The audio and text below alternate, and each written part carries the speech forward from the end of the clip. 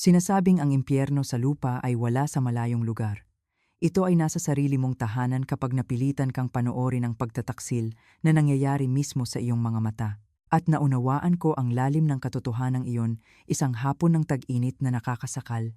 Ito ay nang makita ko mismo ang aking asawang si Ethan, ang lalaking buong puso kong minahal, na nakikipagrelasyon sa dalagang kapitbahay, si Chloe, na palagi kong itinuring na parang nakababatang kapatid.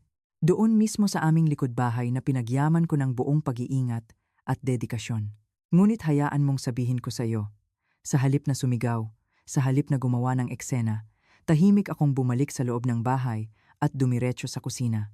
Ang aking nanginginig na mga kamay ay kumuha ng isang bote ng pulbos na pangangati, yung uri na nagdudulot ng matinding pangangati, isang alaala mula sa aking mga kalokohan noong kabataan.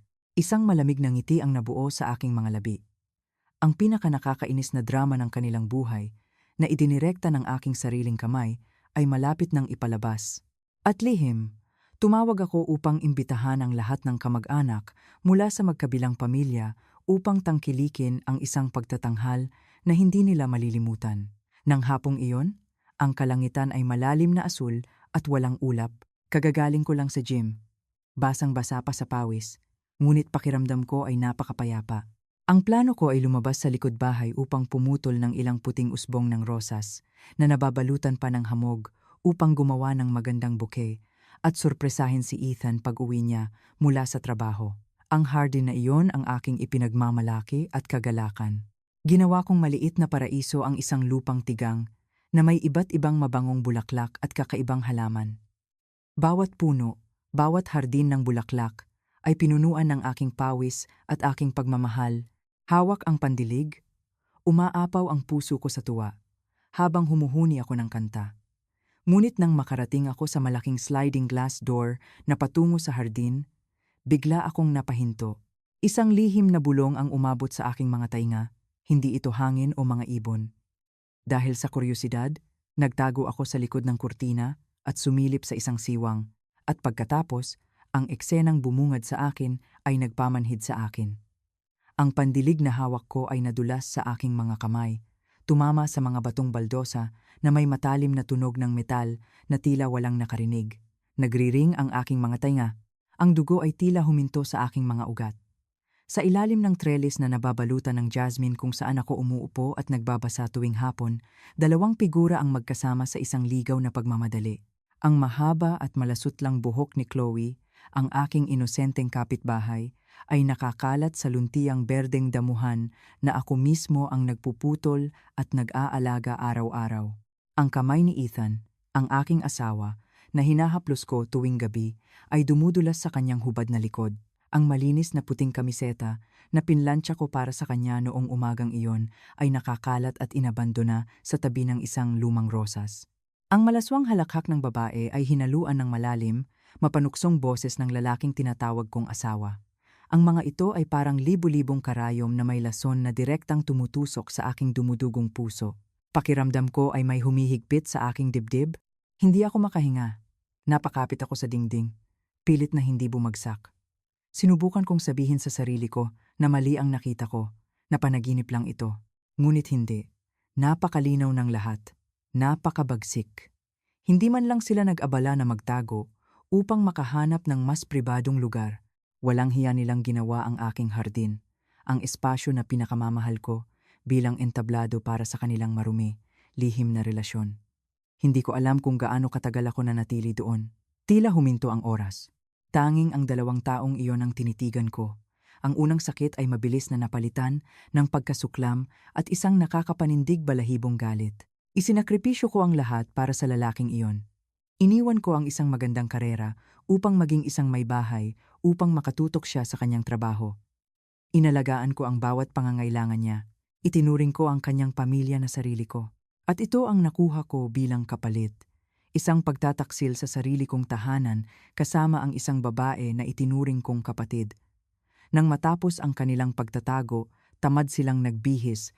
Narinig ko pa ang matamis na boses ni Chloe. Ethan, mahal ko, sobra mo akong pinasasaya. Paano kung malaman ni Olivia? Humalakhak si Ethan na parang wala lang. Isang ngiti na hindi ko pa nakita sa kanya. Hinaplos niya ang buhok nito, Puno ng pagmamataas ang kanyang boses. Ano ang inaalala mo? Ang asawa ko ay napakabait, napaka-inosente. Hinding-hindi siya maghihinala.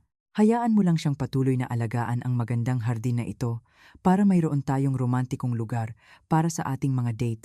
Ang pangungusap na iyon ay parang huling martilyo na sumira sa huling piraso ng ilusyon na naiwan sa akin. Mabait, inosente, lumalabas na sa kanyang mga mata. Ang aking pagmamahal at pagtitiwala ay walang iba kundi katangahan. Ang huling mainit na luha ay dumaloy sa aking pisngi. Pinunasan ko ito ng galit. Hindi pinahintulutan ang sarili kong maging mahina ng isa pang segundo. Tama na. Talaga. Tumalikod ako at tahimik na naglakad papunta sa kusina nang walang ingay. Ang sakit ay nagbago sa isang malamig na determinasyon. Ginawa mo akong katawa-tawa. Tinapak-tapakan mo ang aking pagmamahal at ang aking sakripisyo. Sige, hindi ako sisigaw. Hindi ako gagawa ng eksena. Bibigyan kita ng regalong nakakainis na matatandaan mo habang buhay. Ang aking nanginginig na mga kamay ay kumuha ng isang bote ng pulbos na pangangati. Sumulyap ako sa hardin at nakita ang kanilang mga panloob na kasuotan na nakakalat pa rin sa damuhan. Isang mapait ngunit kinakalkula na ngiti ang sumilay sa aking mga labi. Para sa dula na malapit ng mangyari, kailangan ko hindi lamang ng mga manonood, kundi ang pinakawalang kinikilingan na mga hukom, ang aming mga pamilya. Dinumihan mo ang aking hardin, kaya gagawin kong entablado ang mismong bahay na ito upang ilantad ang iyong pagkukunwari sa harap ng buong angkan. Paano magpapatuloy ang gusot na kwentong ito? Magtatagumpay ba ang plano ng paghihiganti ni Olivia? Mag-subscribe sa channel at pindutin ang notification bell upang hindi mo mapalampas ang susunod na kapanapanabik na mga kabanata ng kwentong ito. Hindi ko alam kung gaano katagal ako nakatayo na walang galaw sa kusina. Ang bote ng pulbos na pangangati ay nakalagay sa counter. Ang matingkad na kulay nito ay tila nang uuyam sa aking sakit. Sa hardin, tumahimik ang mga boses ni Ethan at Chloe.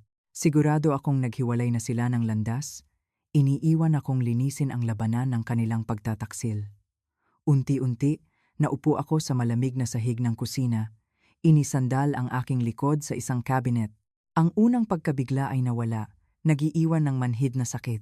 Kumalat ito mula sa aking dibdib sa buong katawan ko na nagpatindig ng balahibo sa akin.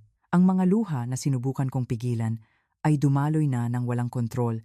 Hindi ako umiiyak ng malakas, tanging tahimik, mainit, mapait na luha ang dumadaloy sa aking mga pisngi. Ano ang mali kong ginawa? Ang tanong na iyon ay umalingaw-ngaw sa aking isip.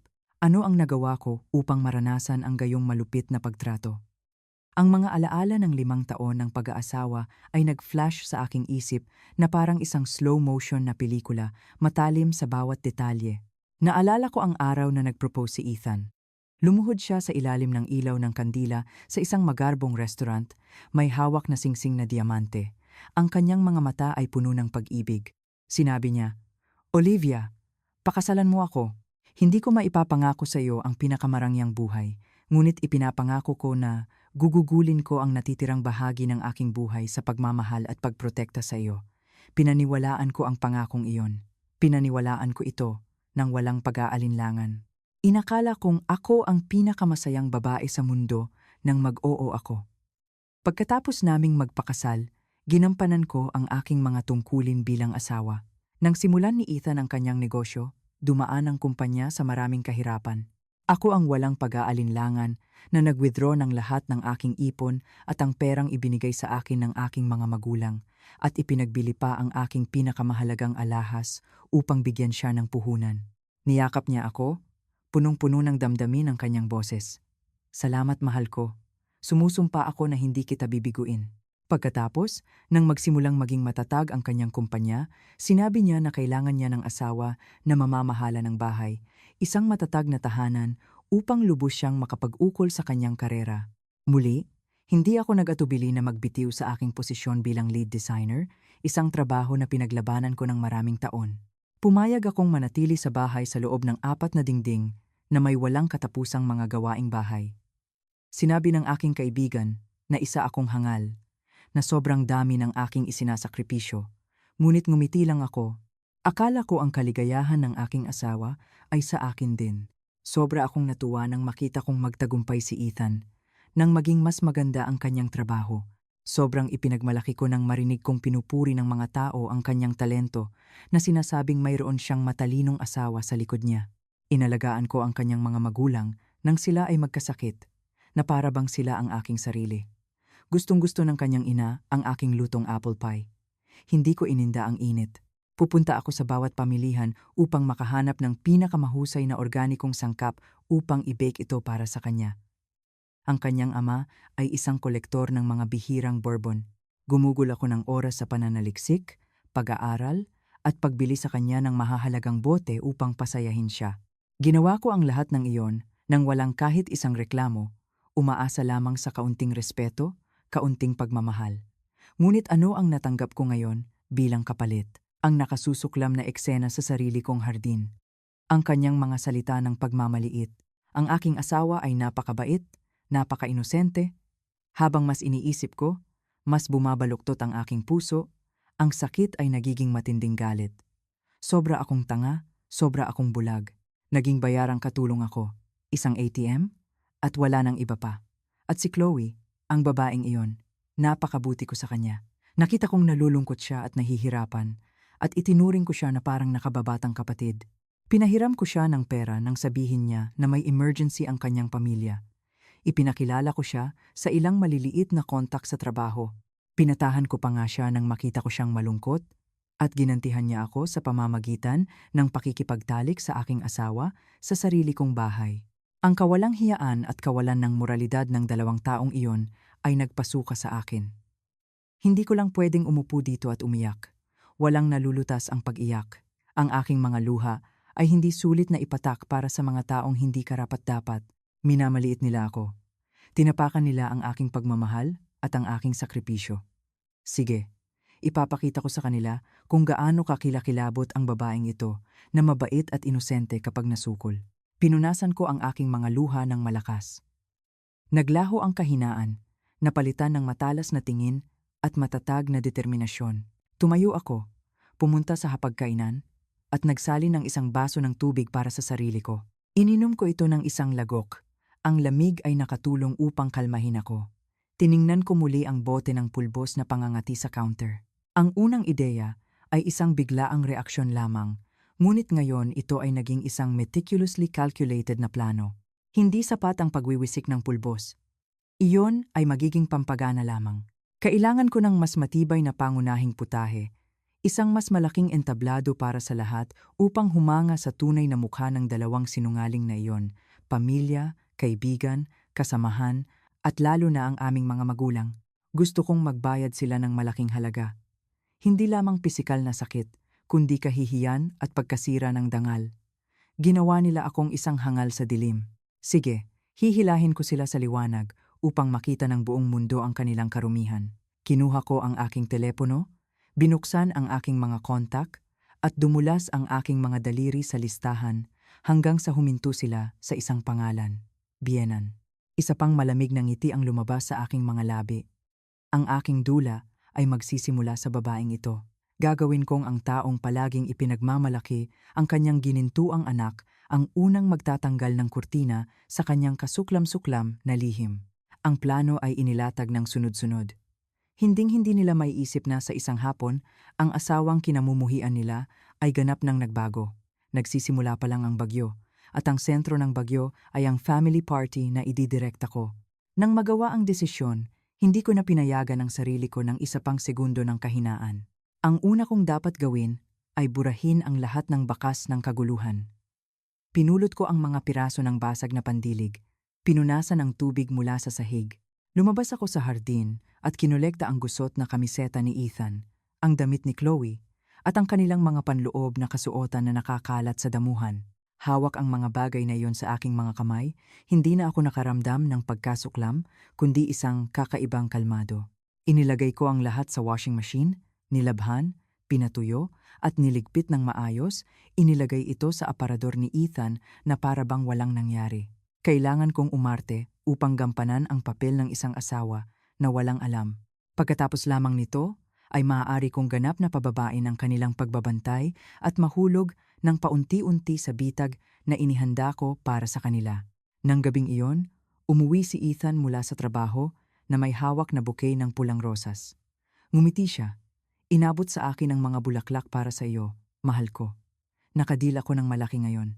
Mayroon akong matatag na tahanan na pasasalamatan para dito. Kung ako ang Olivia ng kahapon, malamang ay umiyak ako sa tuwa. Ngunit ngayon tinitingnan ang magandang bouquet na iyon. Tila peke at katawa-tawa lamang ito sa akin. Tinanggap ko ang mga bulaklak, pilit na ngumiti ng masaya. Salamat honey, napakasipag mo. Maligo ka na at kumain ng hapunan. Inihanda ko na ang lahat ng paborito mong ulam. Nagpatuloy ang hapunan sa isang kapaligiran na sa labas ay tila napakainit. Palagi akong naghahain ng pagkain kay Ethan. Tinatanong siya tungkol sa kanyang trabaho. Nag-arte rin siya bilang isang huwarang asawa. Nagsasabi sa akin ng mga nakakatawang kwento mula sa opisina. Tinitingnan ako paminsan-minsan ng pekeng pagmamahal. Ang panonood sa kanya na umarte ay nagpadama lamang sa akin ng awa. Sinusubukan ba niyang bayaran ang kanyang pagkakasala sa mga walang kabuluhang kilos na ito? Inakala ba niya na ang isang bouquet ng bulaklak at ilang matamis na salita ay makabubura sa kanyang kasuklam-suklam na pagtataksil? Sa panahon ng hapunan? Maingat kong binanggit ang paksa. Honey, napakaganda ng takbo ng iyong trabaho nitong nakaraang mga araw. Sobra akong natutuwa para sa iyo. Paano kung magdaos tayo ng maliit na party sa bahay ngayong weekend? Maaari nating imbitahan ang ating mga magulang at ilang malapit na kamag-anak upang magdiwang. Matagal na rin tayong hindi nagkikita-kita. Maaaring ito ay upang ipagdiwang ang iyong promosyon at maging isang pagkakataon din para mas makilala ko ang iyong pamilya. Mula nang magpakasal tayo, hindi pa ako nagkakaroon ng pagkakataon. Nang marinig ako, lumiwanag ang mga mata ni Ethan. Tila nagustuhan niya ang ideya. Ang isang family party ay magiging perpektong pagkakataon para sa kanya upang magpakitang gilas bilang isang matagumpay na lalaki na may masayang pamilya at isang mapagbigay na asawa. Ito ay magpapawala ng anumang tsismis at magpapatibay sa kanyang perpektong imahe. Napakagandang ideya, mahal ko. Iniisip ko lang din sana sabihin sa iyo ang parehong bagay. Gawin natin. Ikaw ang bahala sa lahat. Buong suporta ko, sabi niya, habang hinahaplos ang aking kamay. Ngumiti ako. Isang ngiting tagumpay. Nahuli ang isda. Magaling. Tatawagan ko ang iyong nanay bukas upang talakayin ang mga detalye sa kanya. Mas matanda siya. Mayroon siyang karanasan. Sigurado akong bibigyan niya ako ng magandang payo. Sabi ko, sadyang pinalalaki ang papel ng aking biyenan. Alam kong para kay Ethan, ang kanyang nanay ang numero 1. Ang pagkuha sa kanyang panig ang susi upang magkaroon ng ganap na kontrol sa lahat. Kinabukasan, tinawagan ko ang aking biyenan. Inilatag ko ang aking ideya para sa party, syempre, na may napakababa at mapagpakumbabang tono. Nay, si Olivia po ito.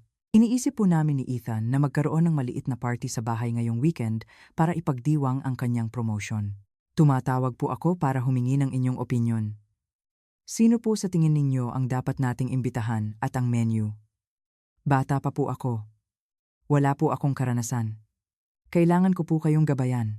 Ang aking biyenan, isang babae, na laging gustong ipakita ang kanyang awtoridad at magmayabang. Nang marinig ako, siya ay nabighani.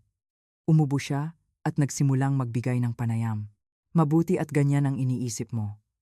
Dapat ginawa mo na ito noon pa.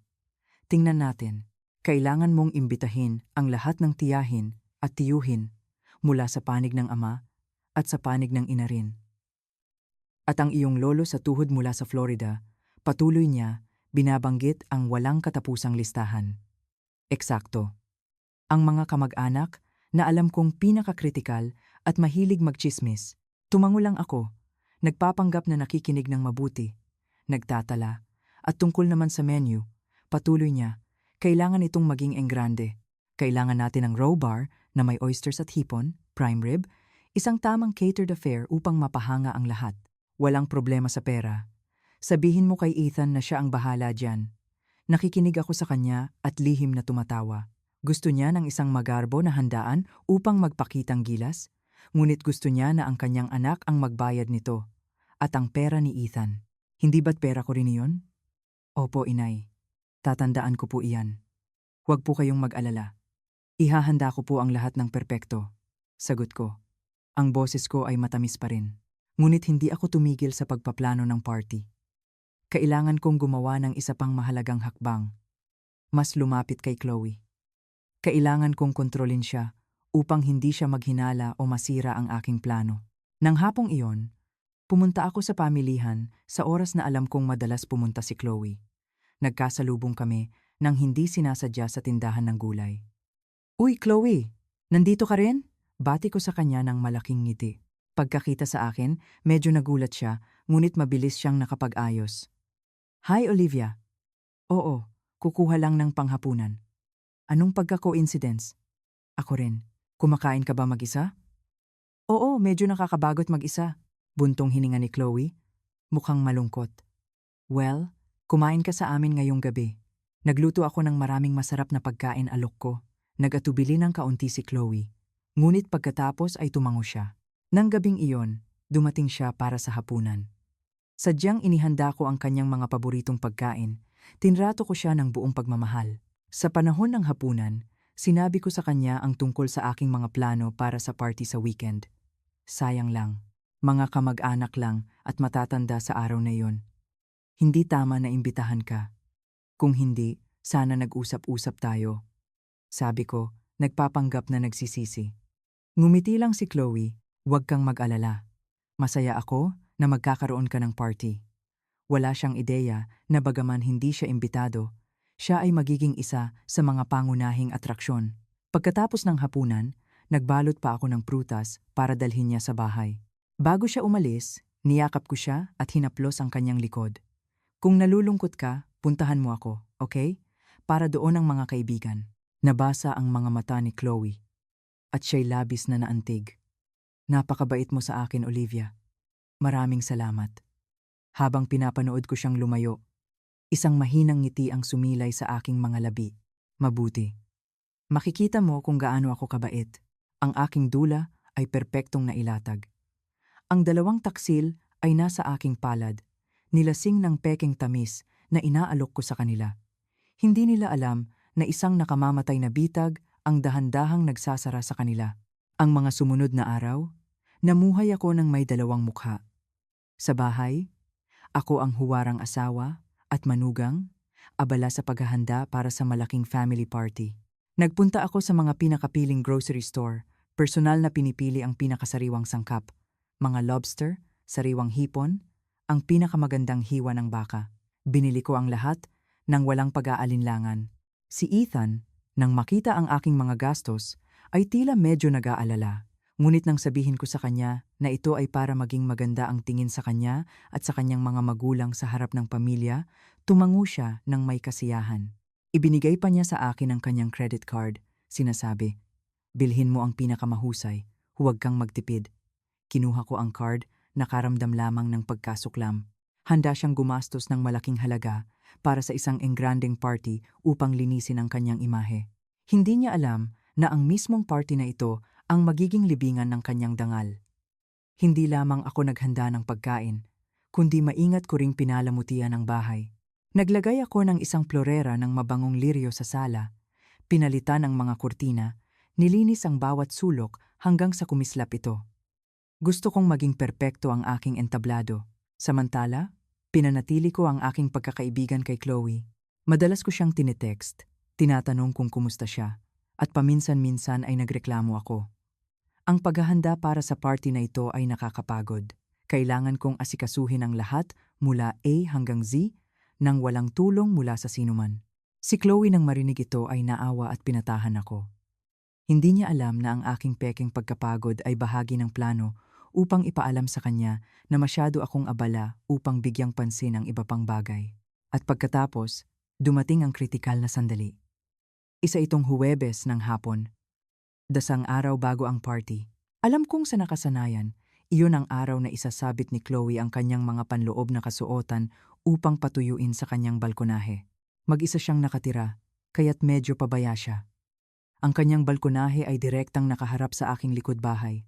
Napakadaling obserbahan. Pinag-aralan ko ang kanyang gawain sa buong linggo. Tungkol naman kay Ethan, alam kong palagi siyang may ekstrang hanay ng panloob na kasuotan na nakatago sa ilalim na drawer ng kanyang aparador, Kung sakaling magkaroon siya ng pakikipagtagpo sa kung saan at hindi maginhawa para sa kanya na umuwi. Medyo matagal din bago ko natuklasan ang lihim na iyon. Naghintay ako hanggang sa tanghali, nang mataas na ang araw, tinitiyak na tuyo na ang mga damit. Sa ilalim ng pagkukunwari ng pagpuputol ng mga halaman, lumabas ako sa hardin. Ang hardin ay hindi na ang aking payapang santuwaryo. Ito ay isang lugar ng krimen, isang obsession. Ngunit ngayon, lumabas ako na may ganap na naiibang pag-iisip. Wala nang sakit, tanging isang malamig na determinasyon. Tumingala ako sa balkonahe ni Chloe. Gaya ng inaasahan, ang kanyang mapanuksong itim na puntas na panloob na kasuotan ay nakasabit sa sampayan, lumilipad sa hangin na parang isang hamon.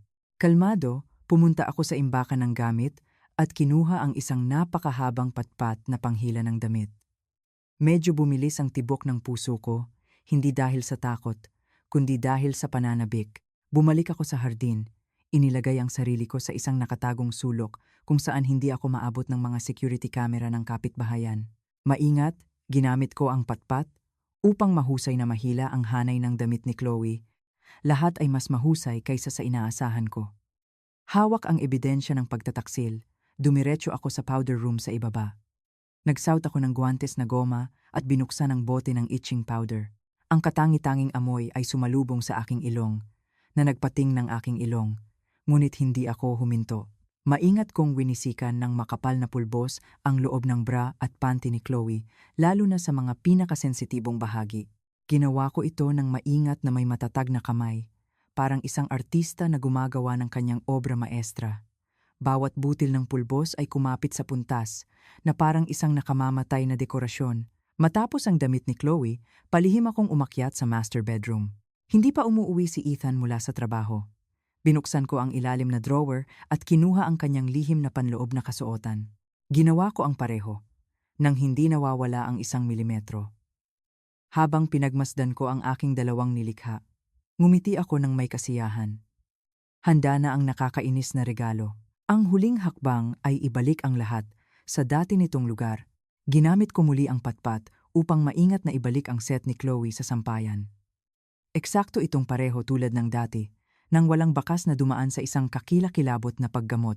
Tungkol sa set ni Ethan, ibinalik ko ito sa drawer, kasing ayos na parang walang humawak dito. Tinanggal ko ang mga guwantes, hinugasan ng maigi ang aking mga kamay ng sabon ng maraming beses, binubura ang anumang bakas. Lahat ay tapos na. Nang hapong iyon, paminsan-minsan, sumusulyap ako patungo sa balkonahe ni Chloe, naghihintay.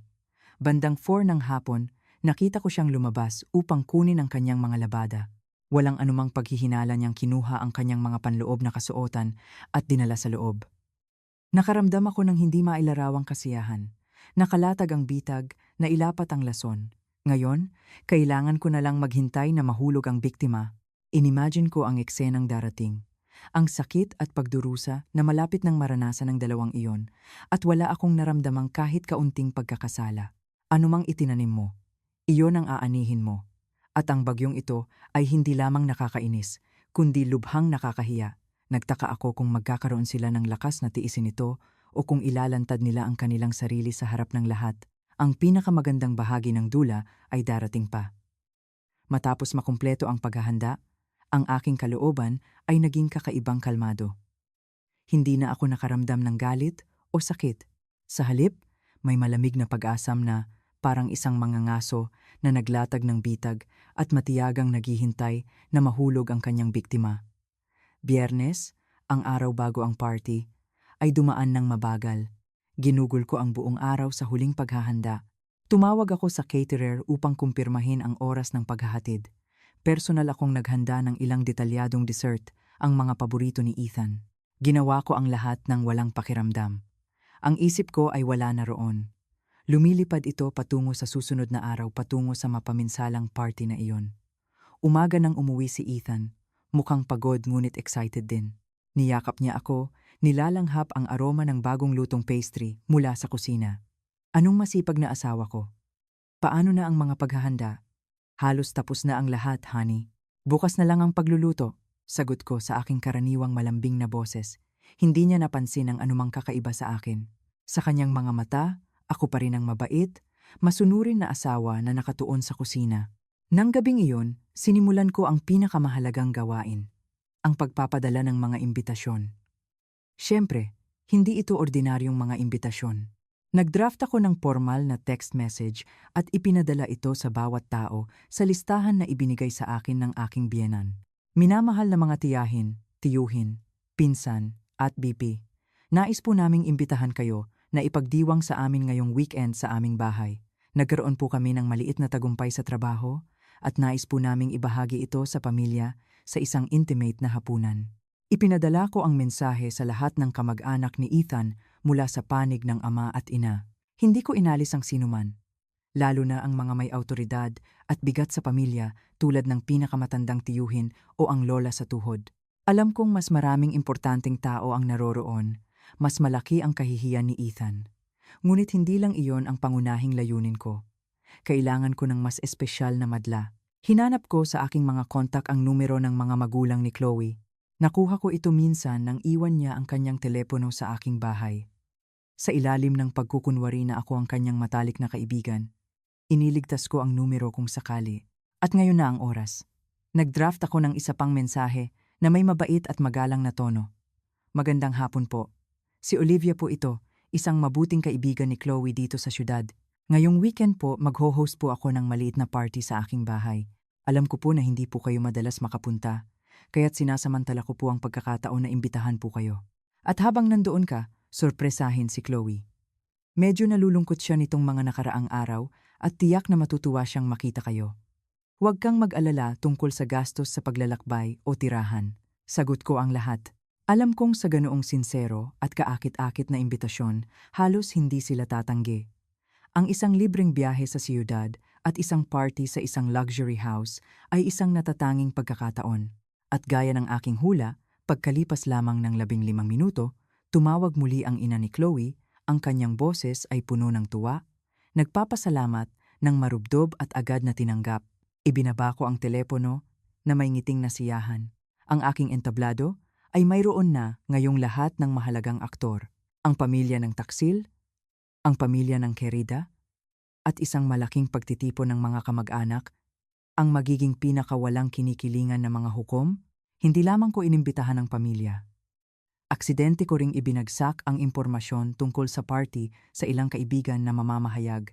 Ipinahiwatig ko lang na ngayong weekend ay may malaking party sa aking bahay upang ipagdiwang ang promosyon ng aking asawa at na may mga importanteng personalidad sa negosyo ang dadalo.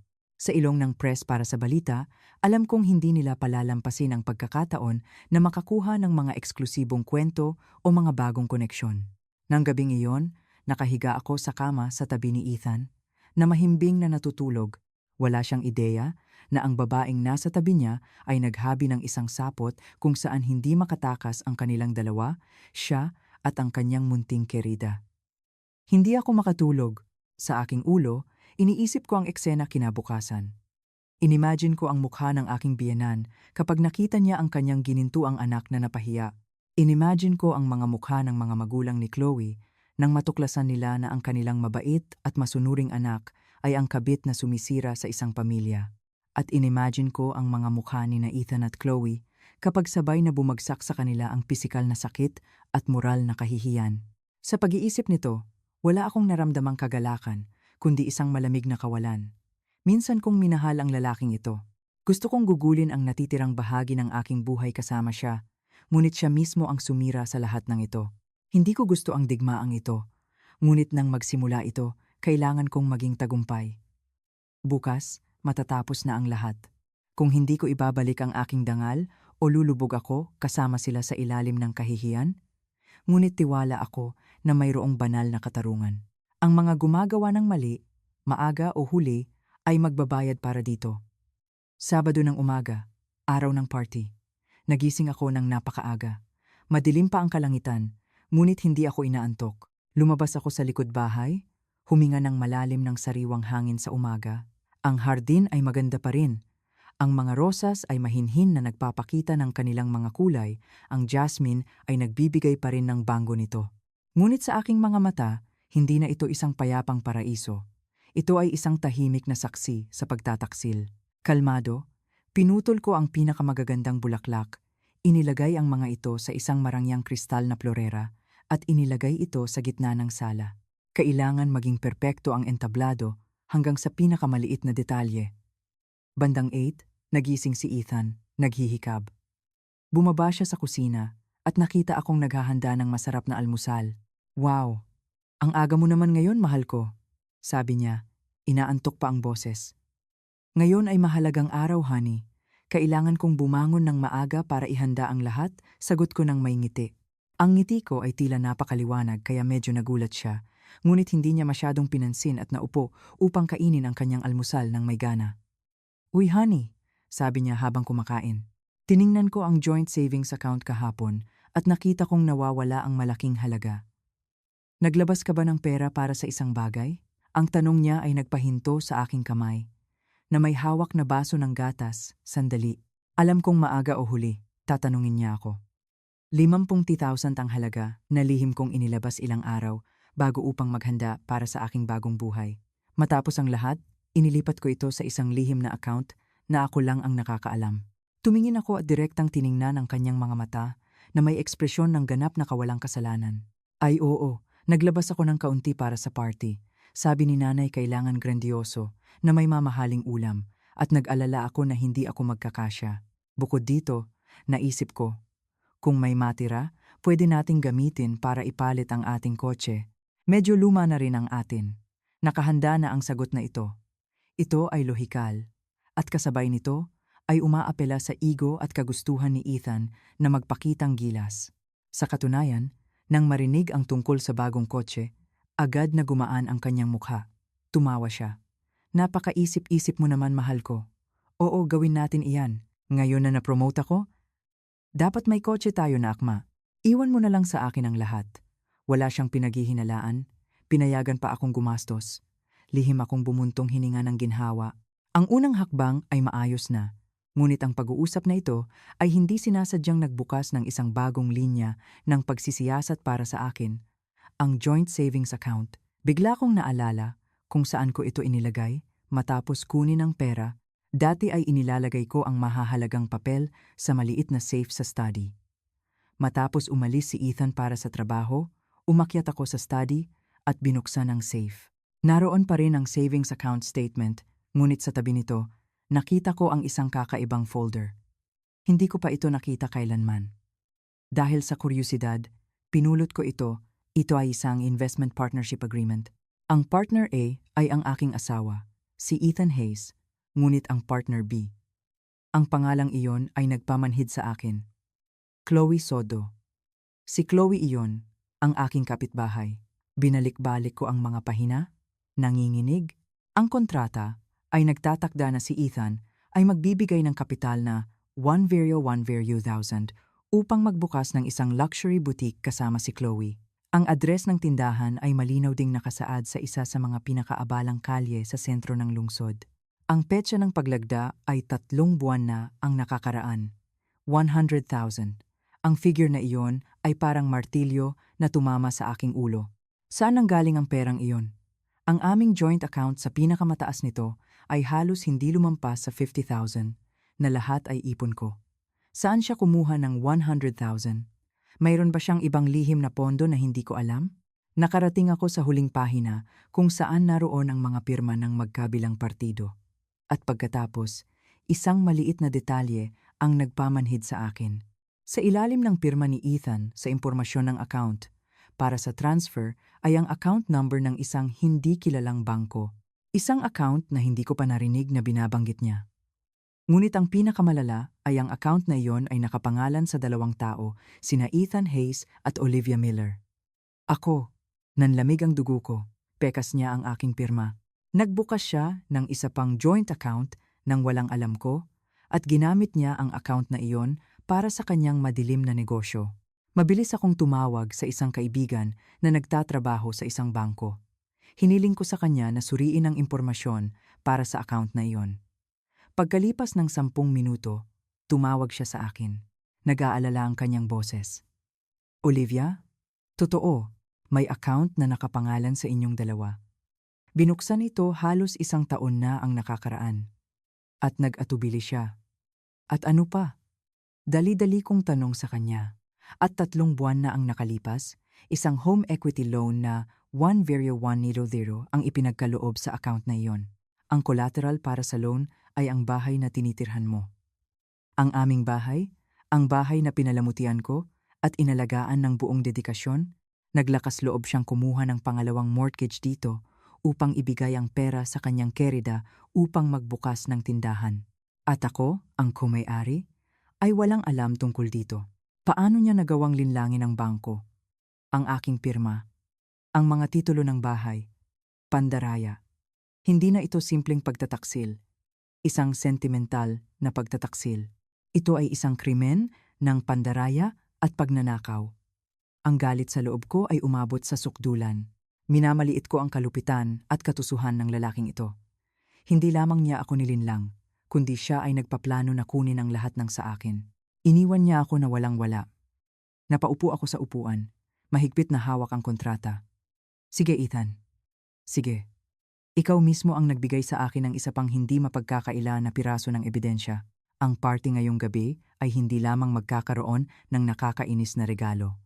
Bibigyan kita at ang iyong kerida ng isa pang sorpresa, isang legal na regalo, sapat upang sirain ang inyong mga buhay.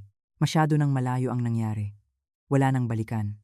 Ang pagkabigla ng kontrata at ng mortgage ay tumagal ng ilang minuto bago ako kumalma. Mas masakit ang pagtataksil na ito kaysa sa mahuli silang nagkakasala.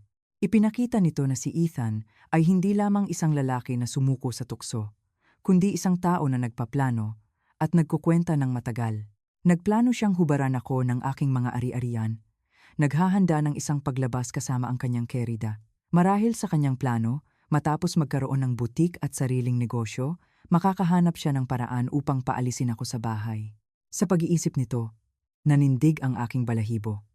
Malapit na akong mawalan ng lahat, mapatalsik sa sarili kong tahanan nang hindi ko nalalaman. Mas lalo pang lumakas ang galit sa loob ko. Hindi ko na kayang labanan ang laban na ito ng mag-isa. Kailangan ko ng kakampi, isang taong makakatulong sa akin, hindi lamang sa moral, kundi pati na rin sa mga bagay na hindi ko kayang gawin ng mag-isa. Agad kong naisip si Tristan, pinsan ni Ethan. Si Tristan ay anak ng bunsong tiyahin ni Ethan. Dumating siya mula sa isang maliit na bayan patungo sa lungsod para sa kolehiyo at nanatili upang magtrabaho. Siya ay isang mabait, tapat na lalaki, ngunit medyo mahiyain. Ang kanyang pamilya sa bahay ay hindi mayaman, kaya't hindi siya kailanman lubos na pinahahalagahan sa pamilya. Tuwing umuuwi sila sa kanilang bayan, madalas siyang ihambing ng aking biyenan at ng iba pang mga tiyahin kay Ethan. Pinupuna siya sa hindi pagiging matalino, sa kakulangan ng ambisyon. Si Ethan, bagaman pinsan niya, ay halos hindi siya pinansin. Tiningnan niya siya bilang isang pinsan sa probinsya, isang taong nilalapitan lamang niya para sa maliliit na pabor. Tanging ako, marahil dahil sa pakikiramay sa kanyang sitwasyon, ay laging maganda ang trato sa kanya. Paminsan-minsan, binibigyan ko siya ng pera, binibilhan siya ng bagong damit o inimbitahan siya para kumain. Alam kong pinahahalagahan ako ni Tristan, ngunit labis din siyang natatakot sa pamilya ni Ethan. Maglalakas loob ba siyang tulungan ako? Nag-atubili ako sandali, ngunit nagpasya akong kailangan kong subukan, wala akong ibang pagpipilian. Tinawagan ko si Tristan at inayos na magkita kami sa isang tahimik na coffee shop. Mabilis na dumating si Tristan, mukhang nagulat at nag-aalala. Olivia, tinawagan mo ba ako para sa isang bagay na kagyat? Ang boses mo ay kakaiba. Hindi ako nagpaligoy-ligoy. Dumiretso ako sa punto. Tristan, may napakahalagang bagay akong hihilingin sa iyo. Ngunit bago ko sabihin sa iyo, kailangan mong ipangako sa akin na pananatilihin mo itong lihim. Agad na tumango si Tristan. Siyempre, Olivia, anumang bagay. Marami ka nang naitulong sa akin. Hinding-hindi ko iyon malilimutan. Huminga ako ng malalim at nagsimulang magkwento. Hindi ko sinabi sa kanya ang tungkol sa pagtataksil. Alam kong bata pa si Tristan at baka mailagay siya sa mahirap na sitwasyon. Nakatuon ako sa aspektong pinansyal. Ipinakita ko sa kanya ang partnership agreement at sinabi sa kanya ang tungkol sa mortgage sa bahay. Sinabi ko sa kanya na niloko ako ni Ethan, na plano niyang nakawin ang aking mga ari-arian. Kailangan ko ng isang saksi, isang taong makapagpapatunay sa mga madilim na gawain ni Ethan sa harap ng buong pamilya sa party ngayong gabi. Habang nakikinig, namutla si Tristan. Nagulat siya, hindi makapaniwala na ang kanyang pinsan, na palagi niyang hinahangaan, ay may kakayahang gumawa ng gayong bagay. Tahimik siya ng matagal, may nag-aalalang ekspresyon sa kanyang mukha, alam kong natatakot siya. Ang pagharap sa buong angkan, lalo na sa aking biyenan, ay hindi madali. Alam kong sobra ang hinihingi ko sa iyo, sabi ko, medyo mahina ang boses. Kung ayaw mo, hindi kita sisisihin. Mag-isa kong haharapin ito. Tumingala si Tristan at direktang tumingin sa aking mga mata. Ang kanyang karaniwang mahiyain na tingin ay naging kakaibang matatag. Hindi, Olivia, sabi niya ng may determinadong boses. Tutulungan kita. Masyado nang matagal na akong pinagmaliitan nila. Si Ethan, hindi niya ako kailanman itinuring na pinsan. Ang pamilyang iyan ay pera at itsura lang ang mahalaga. Ikaw lang ang taong sa bahay na iyan ang naging mabait sa akin. Hindi ko sila hahayaang patuloy na samantalahin ka. Hindi ko inaasahan na si Tristan ay ganoon na lang ang pagsang-ayon. Naramdaman ko ang labis na pasasalamat. Salamat, Tristan. Hinding-hindi ko ito malilimutan. Huwag mong sabihin iyan, Tristan, sabi niya. Sabihin mo, ano ang kailangan kong gawin? Nagsimula akong ipaliwanag ang aking plano. Ngayong gabi sa party, pagkatapos malantad ang lahat, kailangan ko lang na tumayo ka at maging saksi ko. Sabihin mo sa kanila ang mga pagkakataong pinakiusapan ka ni Ethan na gumawa ng madilim na gawain. Ang mga pagkakataong ipinagmamalaki niya kung paano niya ako niloko. Naalala mo ba noong pinakiusapan ka niya na i-photocopy ang ilang dokumento para sa isang bank loan? May kopya ka pa ba? Tumango si Tristan. Oo, naaalala ko. Mukhang kakaiba, kaya't lihim akong gumawa ng kopya. Nasa apartment ko pa rin. Perpekto! Sigaw ko. Iyan ang hindi mapagkakaila na patunay. Ngayong gabi, pumunta ka sa party na parang walang nangyari. Umakto ng normal. Sa tamang sandali, bibigyan kita ng senyas. Naiintindihan. Huwag kang mag-alala, sagot ni Tristan. Puno ng determinasyon ang kanyang mga mata. Kasama si Tristan bilang kakampi, mas matibay ang aking plano. Hindi na ako nakaramdam ng pag-iisa. Nang hapong iyon, handa na ang lahat. Dumating na ang sariwang seafood. Nalamig na ang vintage wine. Ang bahay, na pinalamutian ng napakaganda, ay handa nang tumanggap ng mga bisita. Nakatayo sa gitna ng sala, pinagmasdan ko ang aking gawa na may kakaibang kalmado. Hindi ito magiging isang masayang family party. Ito ay magiging isang paglilitis, isang entablado para sa hatol, at ako ang biktima, ang taga-usig at ang direktor. Lahat ng aktor ay imbitado, handa na ang mga props. Ang natitira na lang ay hintayin ang simula ng palabas, ang pagbukas ng kurtina. Bandang alas, asihin ng gabi, nagsimulang dumilim ang kalangitan. Nagsimulang dumating ang mga bisita. Napuno ng ingay at kaguluhan ang aming bahay. Ang tawanan, masisiglang pag-uusap, at ingay ng mga bata ay umalingaw-ngaw sa buong bahay. Ang aking biyenan, nakasuot ng eleganteng burgundy velvet suit at kuwintas na perlas, ay nagpapalamuti, bumabati sa lahat, walang tigil na ipinagmamalaki ang kanyang matalinong anak at ang kanilang maringal na tahanan. Tingnan mo, tita, napakagaling ng aking si Ethan. Nang ma-promote lang siya, gusto niyang magdaos ng party na ito upang pasalamatan ang kanyang mga magulang at ang pamilya. Sabi niya sa lolo sa tuhod, puno ng pagmamalaki ang boses. Ako, na nakatayo sa pinto, ay binabati ang bawat bisita ng may ngiti. Ginampanan ko ang papel ng masunuring manugang at mapagbigay na hostesa ng perpekto, walang sino man ang makakahula sa bagyong nagngangalit sa loob ko. Si Ethan, walang kamali-mali sa isang mamahaling suit, ay nakatayo sa tabi ko, ang kanyang braso ay nakayakap ng mapagmahal sa aking baywang. Paminsan-minsan, yumuyuko siya upang bumulong ng papuri sa aking tainga. Napakaganda mo ngayon, mahal ko. Salamat sa lahat ng iyong pagod. Ang kanyang pagganap ay napaka-perpekto na halos maniwala ako rito. Ngunit tuwing hinahawakan niya ako, nakaramdam ako ng pagkasuklam. Dumating din ang mga magulang ni Chloe. Sila ay simpleng magsasaka, medyo natakot nang pumasok sa ganoong karangyang kapaligiran. Lumabas ako upang salubungin sila sa pinto, buong sigla akong nag-welcome. Welcome. Mahaba ba ang biyahe? Pasok po. Umupo po kayo. Tila lubos na naantig ang mga magulang ni Chloe sa aking pagtanggap. Hindi nila alam na narito sila, hindi bilang pinarangalang bisita, kundi bilang mahahalagang saksi sa kawalang hiyaan ng kanilang sariling anak. Hindi pa dumating si Chloe. Marahil ay gusto niyang dumating ng huli upang makakuha ng atensyon. Naroon din si Tristan, pinsan ni Ethan. Tahimik siyang nakaupo sa isang sulok. Paminsan-minsan ay sumusulyap sa akin, isang diskretong tango sa halip na pagbati. Alam kong handa na siya. Nang naroon na ang lahat ng bisita, formal na nagsimula ang party. Nag-toast kami ni Ethan upang salubungin ang lahat. Salamat sa inyong lahat, mga tiyahin, tiyuhin, pinsan, sa pagdating mula sa malayo upang magdiwang kasama namin.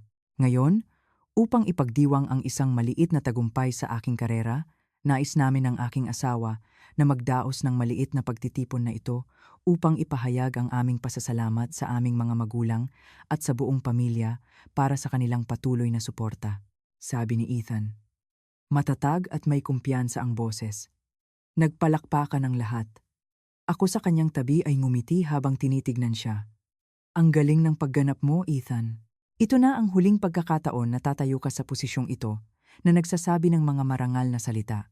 Nagpatuloy ang party sa masayang kapaligiran, sa ibabaw lamang.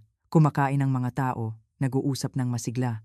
Ang aking biyena ng pinakamasaya, lumipat siya mula sa mesa patungo sa mesa. Nagto-toast, tumatanggap ng mga pagbati. Ang kanyang mukha ay namumula sa alak at pagmamalaki. Hindi niya alam na ang kanyang kagalakan ay malapit ng maglaho. Sa sandaling iyon, dumating si Chloe na nakasuot ng masikip na puting spaghetti strap dress na nagpapakita ng kanyang mga kurba. Ang kanyang buhok ay makapal na kulot at walang bahid ang make-up na nagpapakita sa kanya na napakaganda at mapanukso. Ang kanyang pagdating ay nakakuha ng lahat ng mata. Chloe, dumating ka! Sigaw ko. Nagpapanggap na sobrang saya.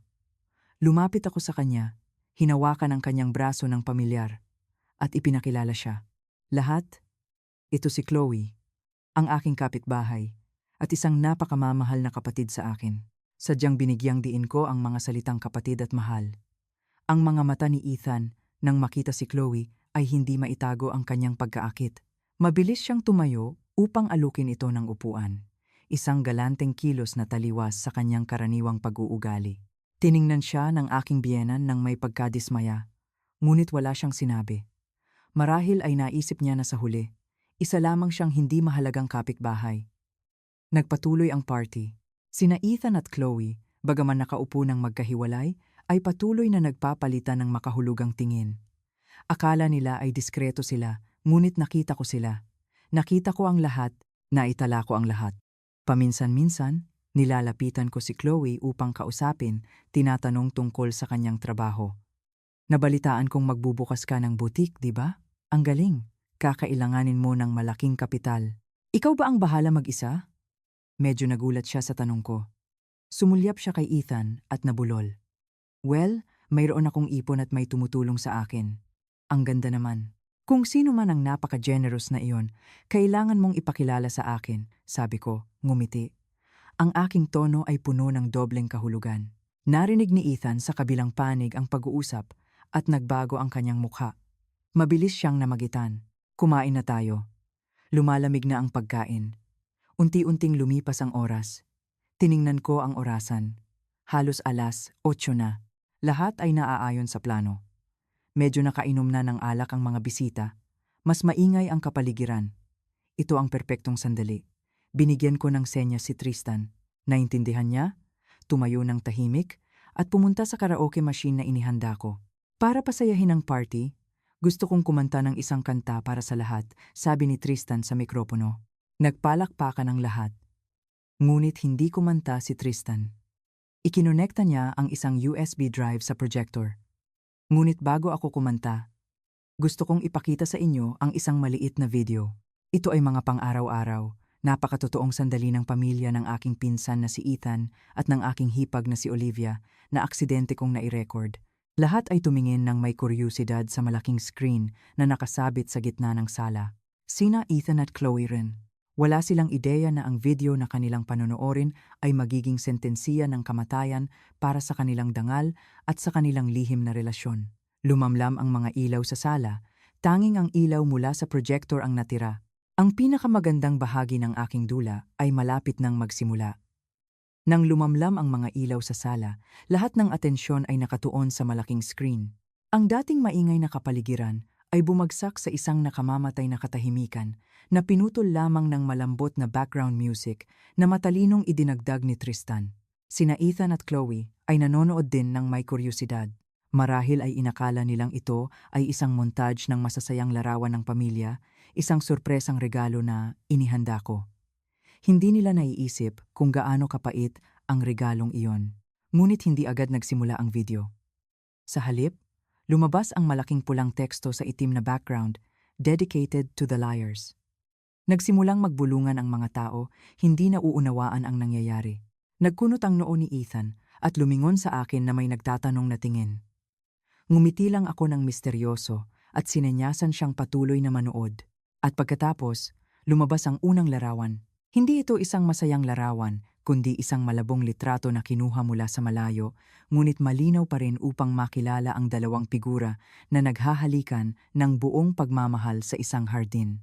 Ito ang larawan na kinuha ko mula sa coffee shop, na kumukuha ng sandali ni na Ethan at Chloe sa sarili kong likod bahay. Isang bulungan ng pagkamangha ang kumalat sa silid. Nagsimulang tingnan ng lahat sina Ethan at Chloe, at ang mga nagtatakang tingin ay naging paghihinala. Napatigil si Ethan, puting-puti ang kanyang mukha. Takot na takot din si Chloe.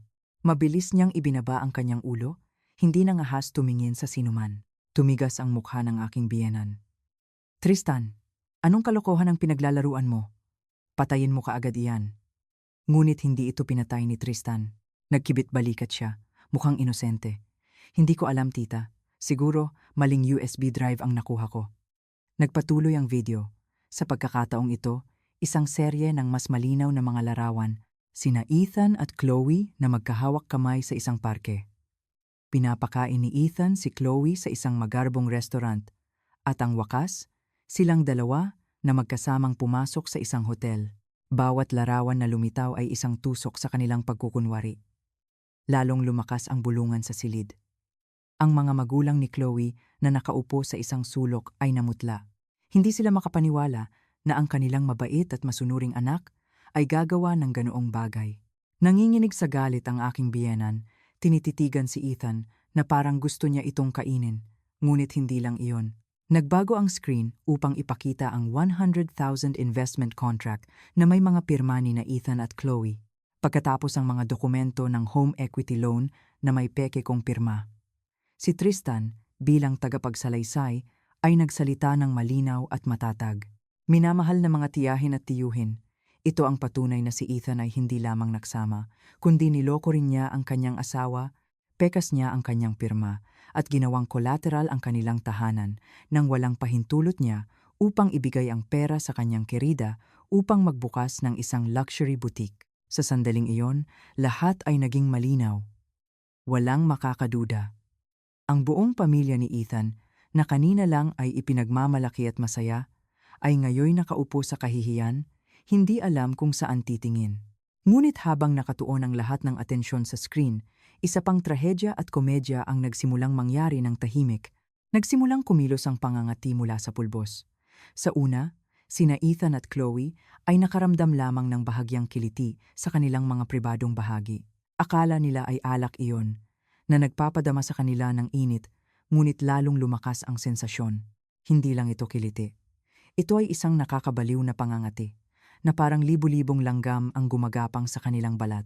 Si Ethan, na nakaupo na paralisado sa kahihiyan, ay biglang nagulat.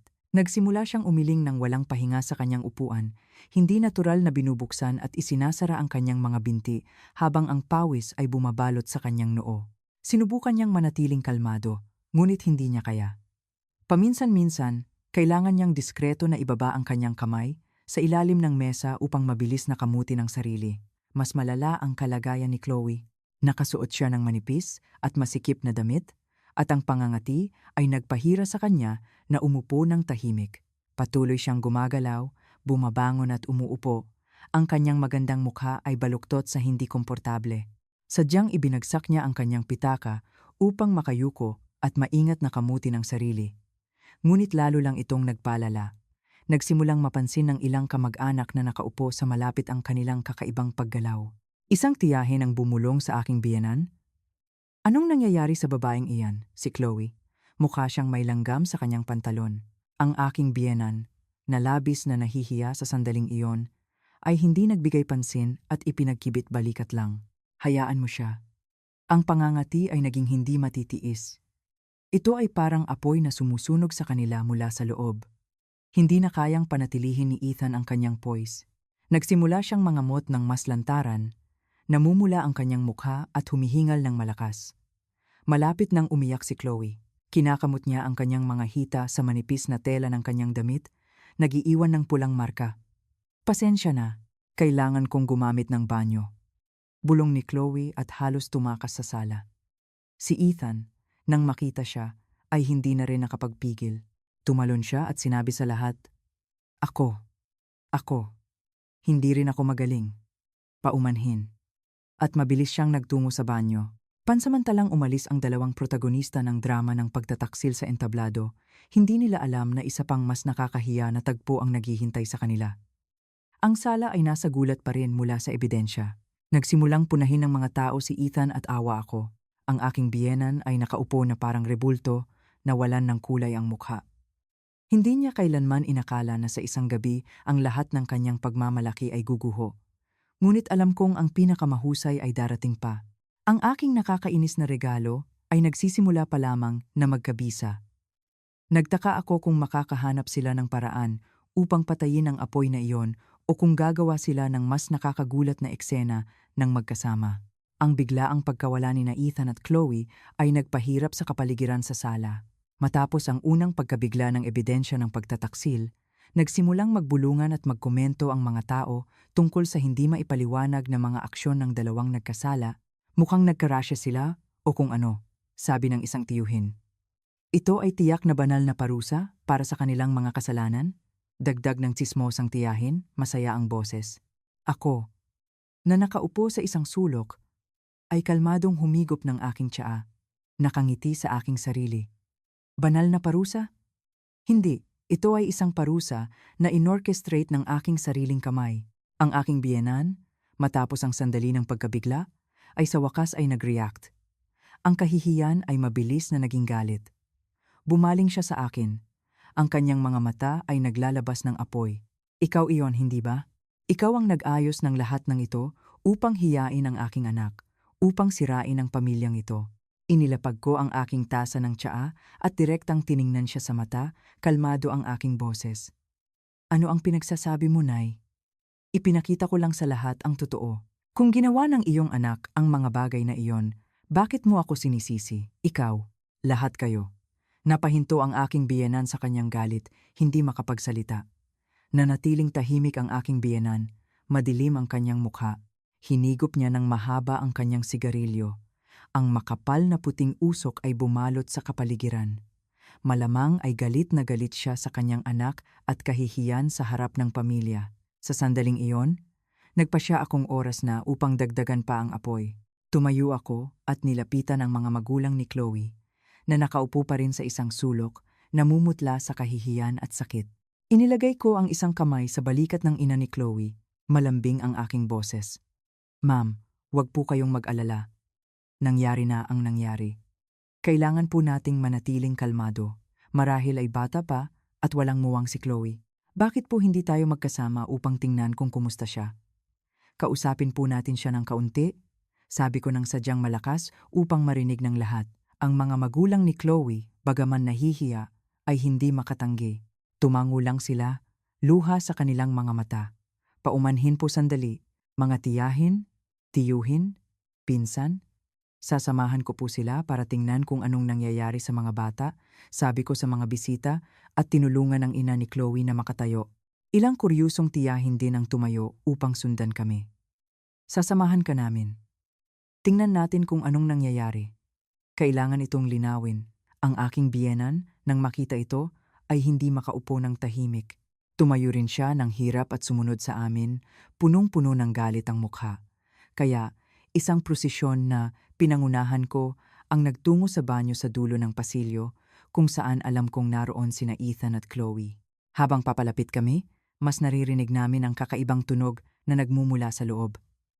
Ang tunog ng umaagos na tubig, pag-ungol, at tunog ng pagsampal. Tulong! Tulong! Ang init! Ang kati! Sumisigaw si Chloe ng desperado. Hinaluan ng mga mura ni Ethan. Pesteng yawa. Ano ba to? Bakit ang kati-kati? Lahat kami sa labas ay nagulat. Hindi naiintindihan ang nangyayari. Mas namutla ang mga magulang ni Chloe. Malamang ay naiisip ang mas kakilakilabot na mga eksena. Nagkunwari akong nag-aalala at kumatok sa pinto. Chloe, Ethan, okay lang ba kayo? Buksan niyo ang pinto. Walang sagot mula sa loob, tanging lalong lumakas ang mga iyak. Hindi ito tama. May nangyari siguro. Kailangan nating sirain ang pinto, sabi ko sa isang boses na nag-aalala. Nang hindi naghihintay ng reaksyon mula sa sinuman, si Tristan, pinsan ni Ethan, na inutusan ko na, ay sumugod at sinipa ang pinto ng buong lakas. Boom! Bumukas ang pintong kahoy. At pagkatapos, isang hindi kapani-paniwalang eksena, sabay na trahedya, komedya at kahihiyan ang inihayag sa lahat. Ang prosesyon ng mga tao ay nakatayo na parang tuod, nakanganga ang mga bibig at malalaki ang mga mata. Sa loob ng banyo, sina Ethan at Chloe ay nasa kaawa-awang kalagayan. Tinanggal nila ang karamihan sa kanilang mga damit, bahagya na lang natatakpan ang kanilang sarili ng mga huling natitirang kasuotan, parehong nasa ilalim ng shower. Malamig na tubig ang dumadaloy sa kanila, ngunit tila hindi napapakalma ang apoy na kumakain sa kanila. Ang kanilang balat ay pula at puno ng pantal. Sila ay sumisigaw at walang tigil na nangangamot sa buong katawan. Mamamatay ako sa kati. Ano ba to? Iyak ni Chloe habang nangangamot. Ang kanyang basang buhok ay nakadikit sa kanyang mukha, mukhang multo. Mas malala pa ang kalagayan ni Ethan. Nagkakamot siya at tumatalon na parang hipon sa mainit na kawali. Ginagamit pa niya ang brush ng inidoro para kuskusin ang kanyang likod. Ang mga taong nanonood mula sa labas ay hindi makapagsalita. Ang ilan ay tinakpan ang kanilang mga bibig sa gulat. Ang iba ay tumalikod, hindi makapanood, at ang ilan ay hindi napigilang bumulalas ng tawa. Ang mga magulang ni Chloe ay bumagsak sa sahig, tahimik na umiiyak. Pinalaki at pinag-aral nila ang isang anak na babae para lamang masaksihan siya ngayon sa ganoong gulo, walang hiya, at nakakahiya na estado. Ang aking biyenan ay nakatayo lamang doon, itinuturo sila, nanginginig, hindi makapagsalita. Galit, kahihiyan, pagkalito, lahat ay magkasama, na nagpapamukha sa kanya na malapit ng bumagsak. At ako, ang direktor ng dula na ito, ay nanonood lang mula sa likuran, may mahinang ngiti sa aking mga labi. Ang aking nakakainis na regalo ay lumabas na mas epektibo kaysa sa inakala ko. Hindi lamang ito nagdulot sa kanila ng pisikal na sakit, kundi hinubadan din sila sa pinaka-nakakahiya na paraan. Hindi pa tapos ang dula. Alam kong pagkatapos ng pagkabigla na ito ay darating, isang mas matinding komprontasyon at handa na ako sa huling piraso ng ebidensya, handa nang tapusin ang lahat. Ang magulong eksena sa banyo ay tumagal ng ilang minuto bago makapag-react ang lahat. Ang unang pagngisi ay napalitan ng mga bulungan at lalong lumalakas na mga komento. Diyos ko, hindi ka pani-paniwala. Hindi lang sila nagsama, kundi nagpakitang gilas pa. Tingnan mo sila, instant karma. Hindi na alam ng pamilya ni Ethan kung saan magtatago pagkatapos nito. Ang mga salitang ito ay parang karayom na tumutusok sa pagmamalaki ng pamilya ni Ethan. Ang aking biyenan, na sinubukang panatilihin ang kanyang composure, ay hindi na makakaya. Umungol siya na parang nasugatang hayop. Lumabas kayo rito, lahat kayo, lumabas. Nagulat ang mga tao. Medyo natakot sa kanyang galit, ngunit walang gumalaw. Paano nila papalampasin ang isang magandang palabas na tulad nito, sina Ethan at Chloe? Pagkatapos ng unang takot na matuklasan, ay sa wakas ay napagtanto ang kanilang sitwasyon. Ang pisikal na sakit ay napalitan ng labis na kahihiyan. Nagmadali silang maghanap ng damit upang takpan ang kanilang sarili. Ngunit sa kanilang kalituhan, nagkamali si Chloe sa pagkuha ng kamiseta ni Ethan habang si Ethan ay nahihirapan sa damit ni Chloe. Ang eksena ay lalong naging nakakatawa at katawa-tawa. Sa sandaling iyon, nagpasya akong oras na para sa akin. Humakbang ako pasulong, hindi malakas ang aking boses, ngunit malinaw at matatag, pinatatahimik ang lahat ng ingay. Mga tiyahin at tiyuhin, marahil hindi pa rin ninyo nauunawaan kung bakit napakakaiba ang kilos ni na Ethan at Chloe, hindi ba? Lahat ng mata ay napunta sa akin. Sina Ethan at Chloe ay tumingin din sa akin na may halo ng galit at takot. Marahil ay pinaghihinalaan na nila ang dahilan. Ngumiti ako ng malamig. Hayaan niyo akong magpaliwanag. Hindi komplikado ang dahilan. Simple lang. Palihim silang kumakain at nagkaroon ng allergic reaction sa mga bunga ng kanilang pag-iibigan. Sadyang ginamit ko ang mga salita na may dobleng kahulugan, na lalong pumukaw sa kuryosidad ng mga tao. Allergic? Allergic sa ano? Ang galit na tanong ng aking biyenan. Sa pulbos na pangangati? Nanay, sagot ko ng buong naturalidad. Narinig ko na ang ilang uri ng pulbos. Kung dumikit sa sensitibong bahagi ng balat, ay maaaring magdulot ng hindi matitiis na kirot at pangangati. Nang makita ang mga sintomas ni na Ethan at Chloe, ipinapalagay ko na aksidente nilang nadikitan ito kung saan. Ang aking mga salita ay parang bomba. Nagulantang ang lahat at pagkatapos ay bigla nilang naintindihan ang lahat. Tiningnan nila sina Ethan at Chloe at pagkatapos ay ako. Ang kanilang mga tingin ay nagbago mula sa pagkamangha tungo sa paghanga. Nabatid nila na ang buong dula na ito ay idinirekta ko. Si Ethan, na ngayon ay naiintindihan na ang lahat, ay tumingin sa akin ng masama, nagngingit-ngit ang mga ngipin. Olivia, ikaw iyan! Ano ang ginawa mo? Ako? Ano ang ginawa ko? Tumawa ako. Tinulungan ko lang kayong dalawa na pampalasa ang inyong relasyon ng kaunti. Ginawa niyo ang hardin ko na inyong pugad ng pag-ibig, kaya't naisip kong patas lang na suklian ko kayo ng kaunti. Hindi ka ba naniniwala, mahal ko? Ikaw, babaeng masama. Sigaw ni Ethan. Sinubukang lumusong sa akin, ngunit pinigilan siya ni Tristan at ng iba pang mga pinsan. Kumalma ka, pinsan. Nagkakagulo ka na tapos sisigawan mo si Olivia? Sabi ni Tristan nang mapanukso. Ginampanan niya ng perpekto ang kanyang papel. Hindi na umiiyak ang mga magulang ni Chloe. Tumayo sila at lumapit sa kanilang anak na nanginginig sa isang sulok. Isang matalim na tunog ang umalingaw-ngaw. Sinampal ng ama ni Chloe ang kanyang anak. Walang hiya kang babae. Alam mo ba ang ginawa mo? Ipinahiya mo kami sa harap ng lahat. Tinakpan ng ina ni Chloe ang kanyang mukha, umiiyak. Diyos ko, anong kahihiyan? Bakit ako nagkaroon ng anak na ganito? Sumiklab ang paghuhusga at pagpuna. Ang mga kamag-anak ni Ethan, na dati ay nagtatanggol sa kanya, ay ngayon ay bumaling laban sa kanya? Ethan, paano mo nagawa ito? Dinumihan mo ang dangal ng pamilyang ito. Hindi ito katanggap-tanggap. Dapat siyang palayasin sa bahay. Ang aking biyenan, nang makita ang kanyang anak na iniwan ng lahat, ay nagkunwari na biktima. Bumuwal siya sa sahig, umiiyak at naghihinagpis. Kasalanan ni Olivia, sabi niya. Bitag para sa anak ko. Ang anak ko ay mabait na bata. Hindi niya gagawin ang ganito. Ngunit wala nang naniwala sa kanyang pag-arte.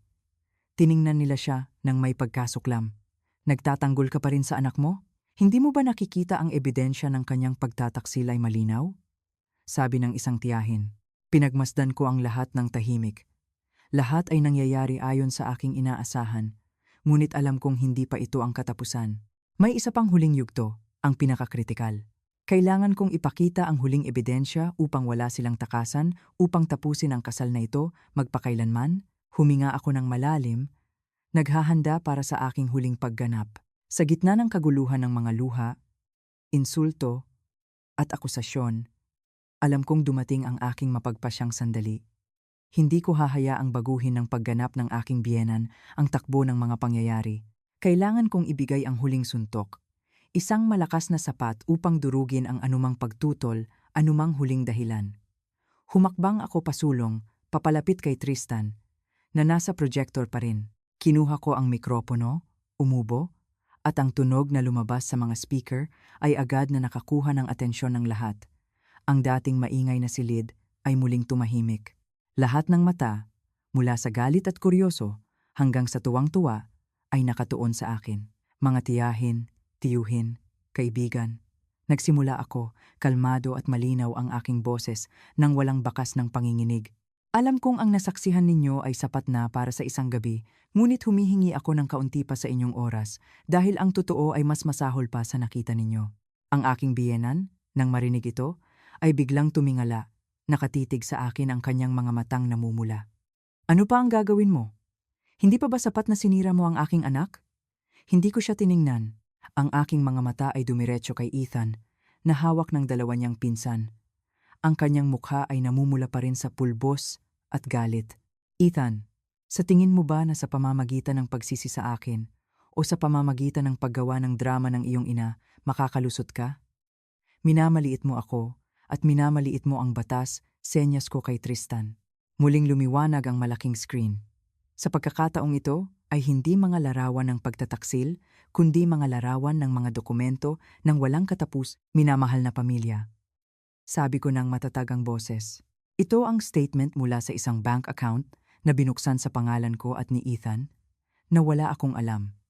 At ito ang mortgage contract para sa sarili nating tahanan.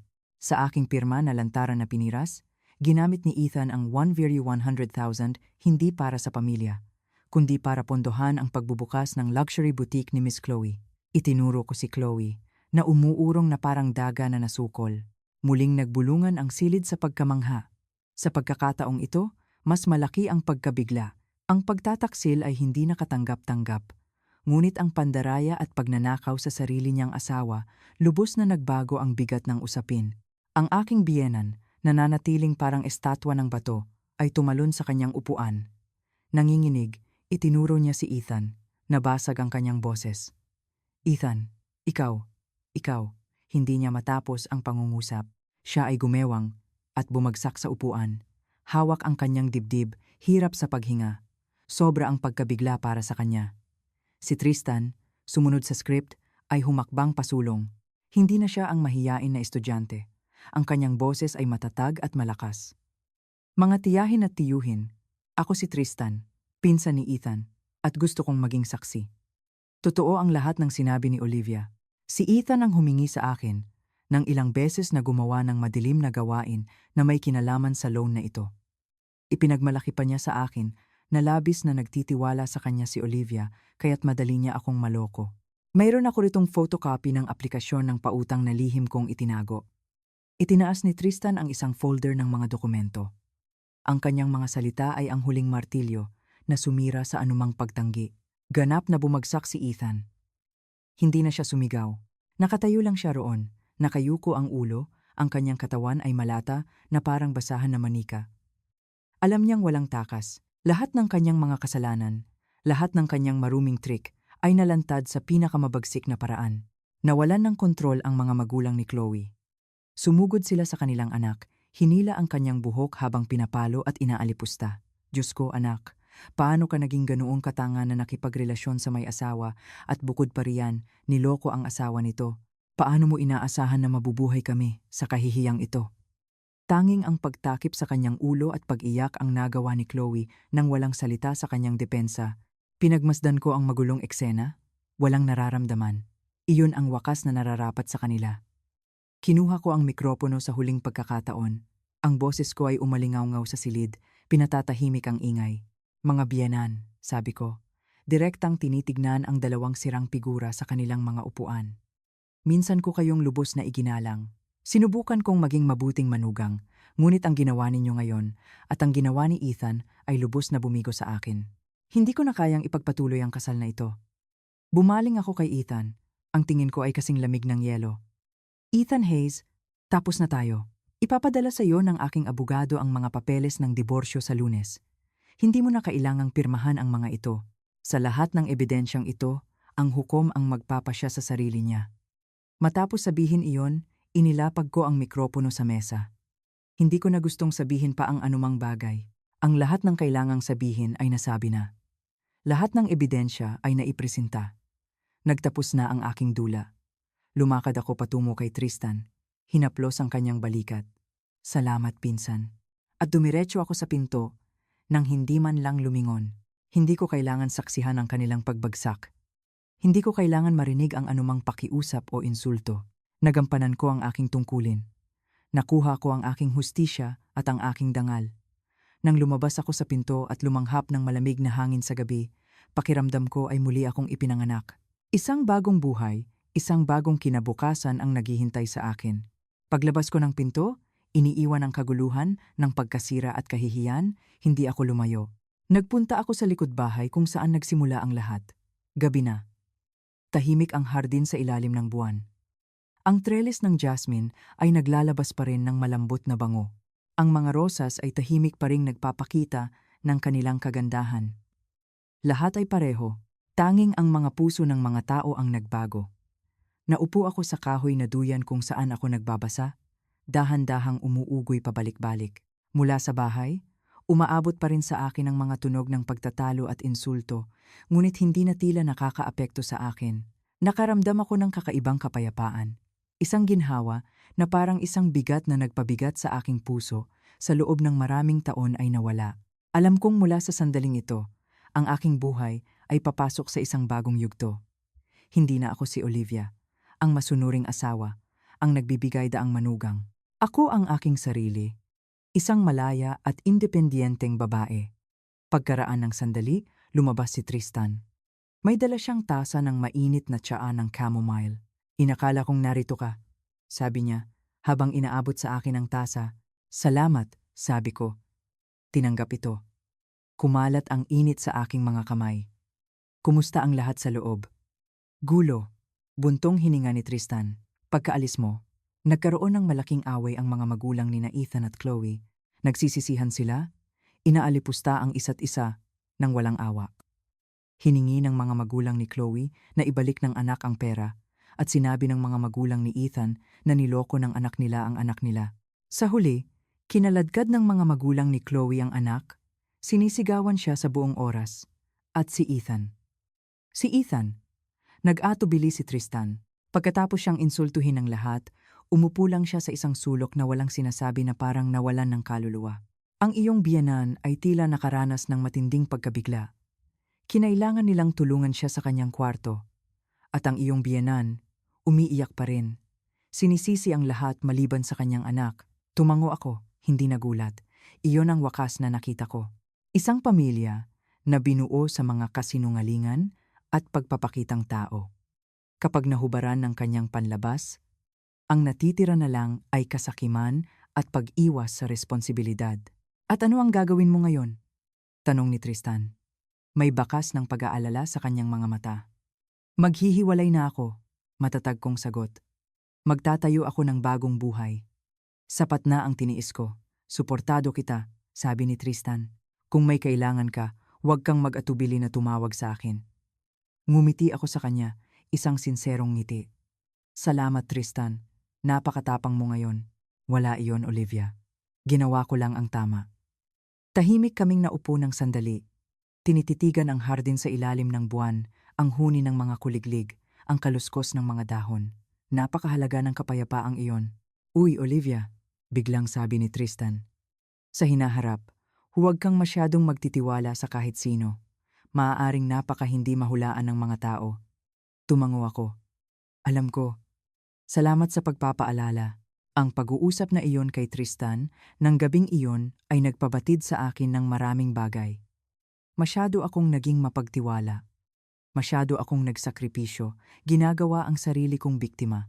Ngunit hindi ako nagsisisi. Iyon ang mga pagbagsak, ang sakit na nagpabuo sa akin sa babaeng ako ngayon, isang mas malakas, mas matatag na bersyon. Kinabukasan ng umaga, inayos ko ang aking mga bag at umalis sa bahay na iyon bago magising ang sinuman. Iniwan ko ang isang pirmadong petisyon sa diborsyo sa mesa ng hapagkainan. Hindi ako nagdala ng marami, tanging ilang damit at ilang mahahalagang alaala. Ang bahay, ang kotse, ang mga material na bagay na binili ni Ethan gamit ang aking pera. Hindi ko na kailangan ng mga ito.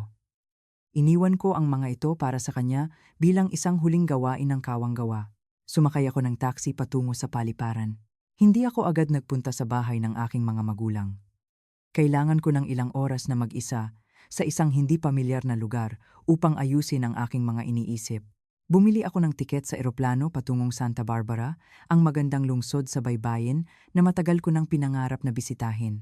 Nakaupo sa eroplano, pinapanood ang mga puting ulap na dumadaan sa bintana, nakaramdam ako ng matinding gaan. Ang 5 taon ko sa pag-aasawa ay nagtapos ng ganito. Walang mahabang pagtatalo, walang nakakapagod na paglilitis.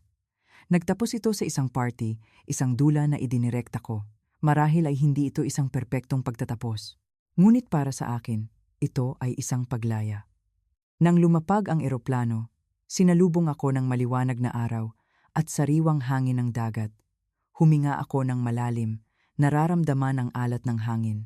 Isang bagong buhay ang naghihintay sa akin. Nang sumunod na mga araw, gumala ako sa mga lansangan ng Santa Barbara. Naglakad ako sa tabing dagat, pinapanood ang paghampas ng mga alon. Umakyat ako sa tuktok ng courthouse para sa isang panoramic view, binisita ang mga lumang misyon nito.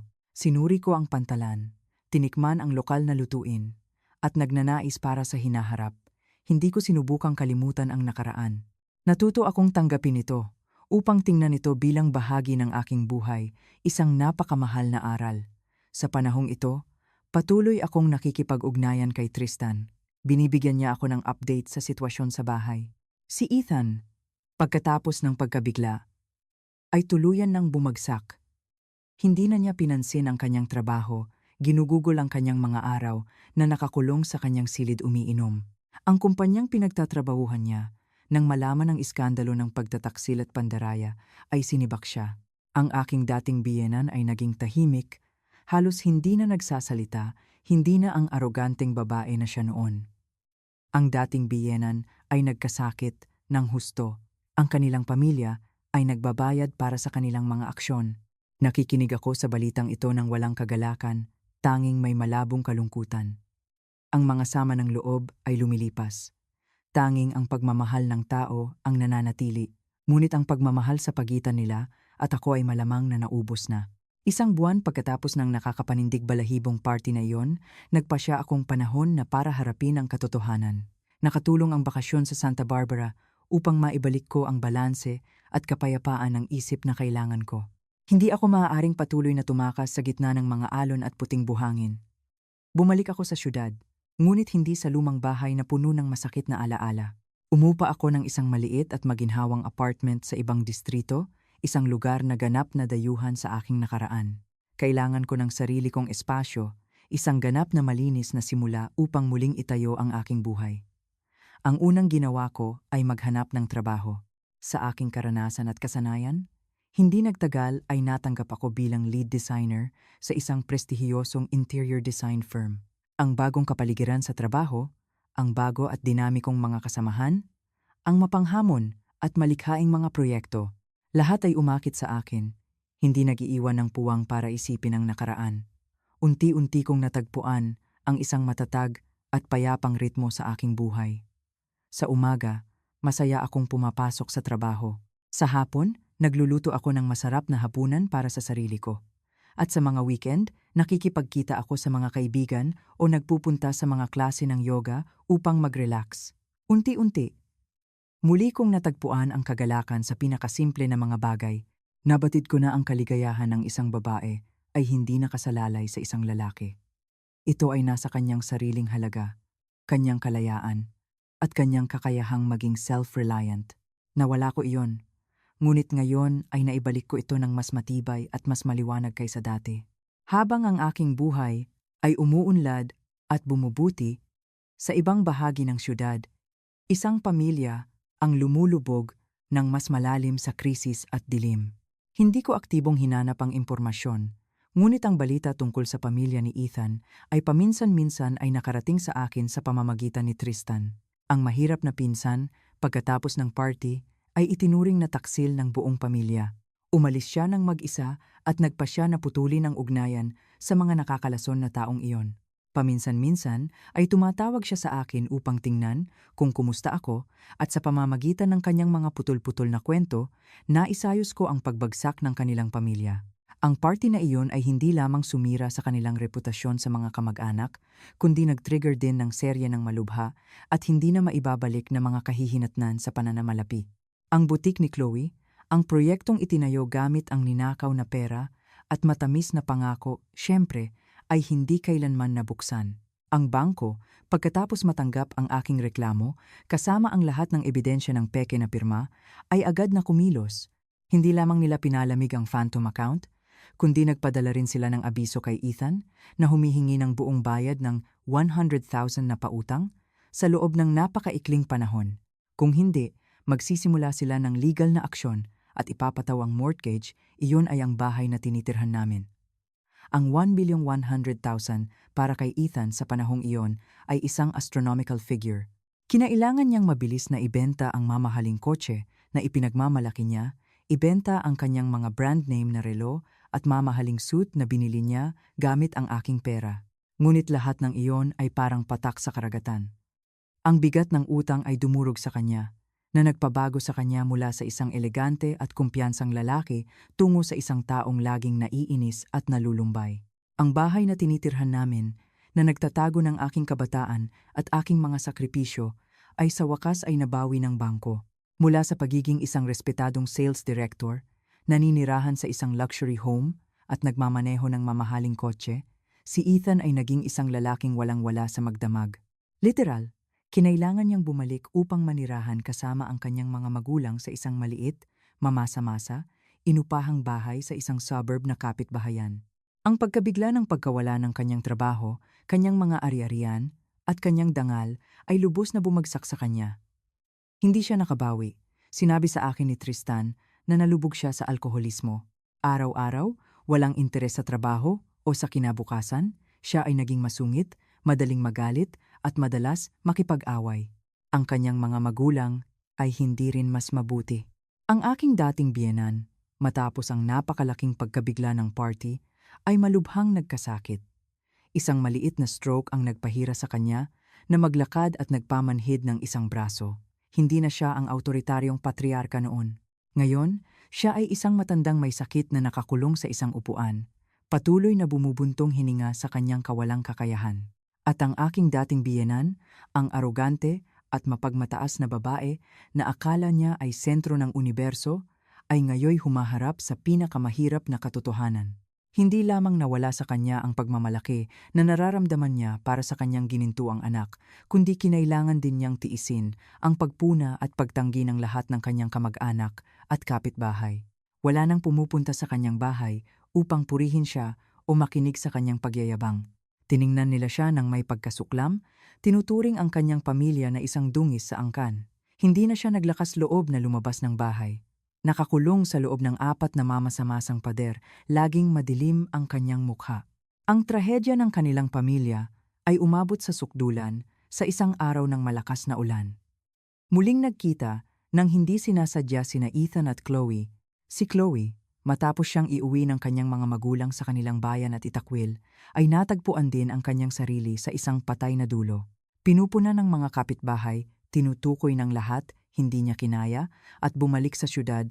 Hinanap niya si Ethan, ngunit hindi upang buhayin ang kanilang romansa, kundi upang hingin ng pera na sinasabi niyang dinaya sa kanya. Si Tristan ay isang aksidenteng saksi sa mapaminsalang pagtatagpo na iyon sa isang bar sa tabing daan.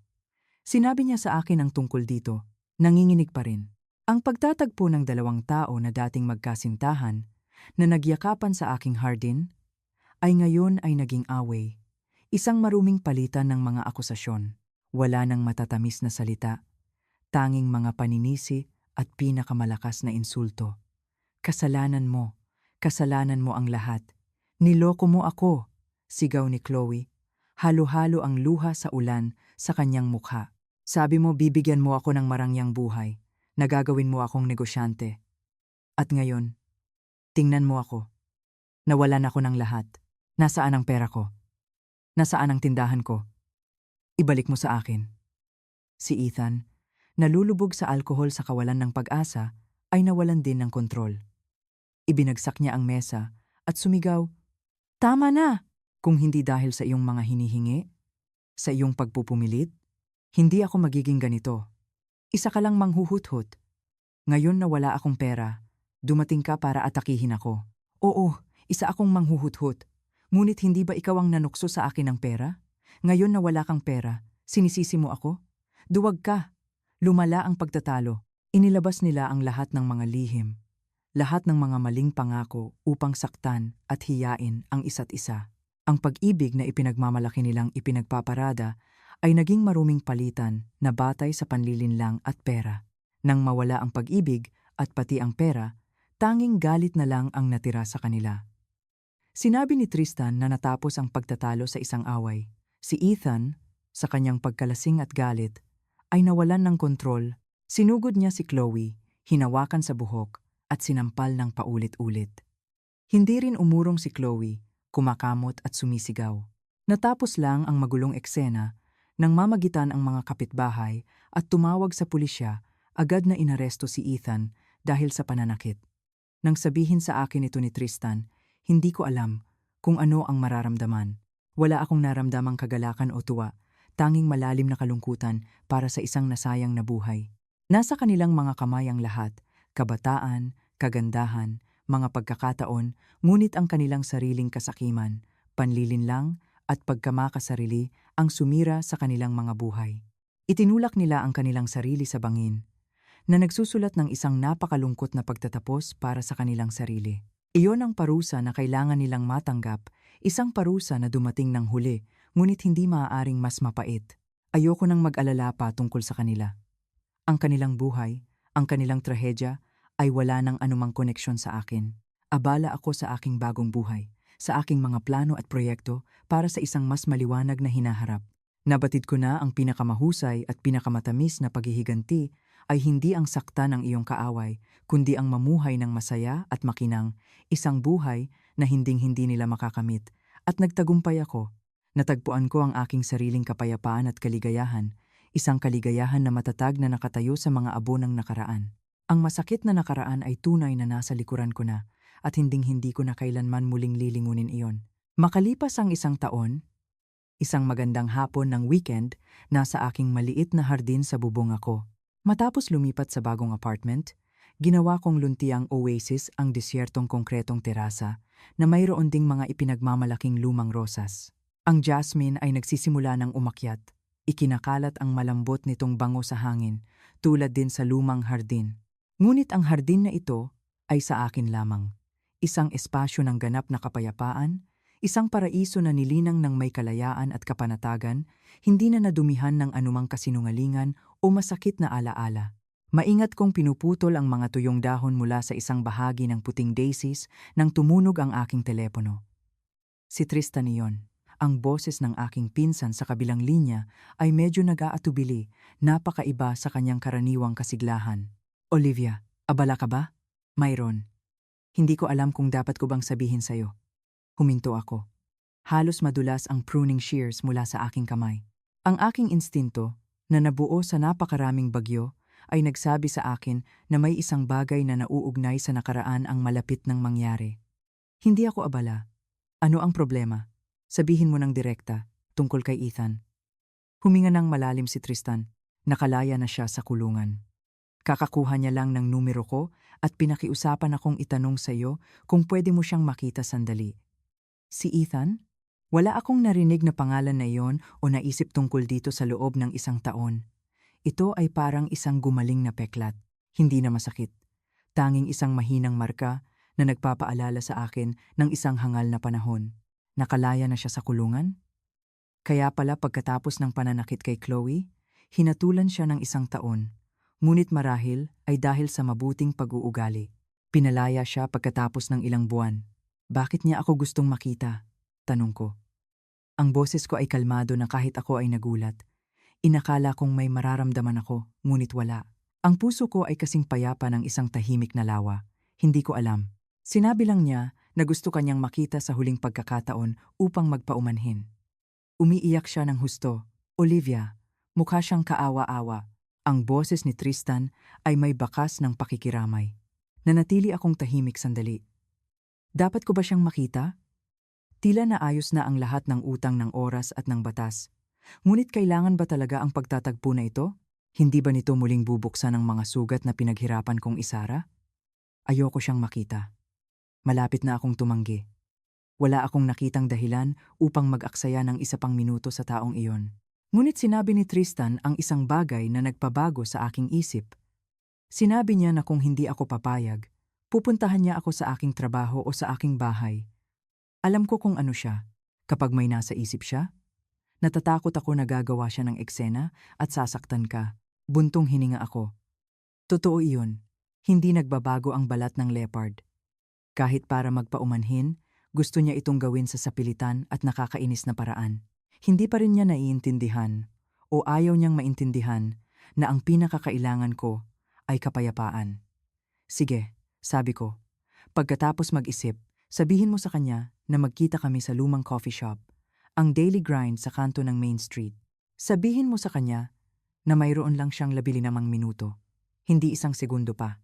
Pinili ko ang Daily Grind, hindi dahil sa nostalgia, kundi dahil ito ay isang pampublikong, abalang lugar, sapat na ligtas upang hindi ako mag-alala tungkol sa hindi makontrol na pag-uugali.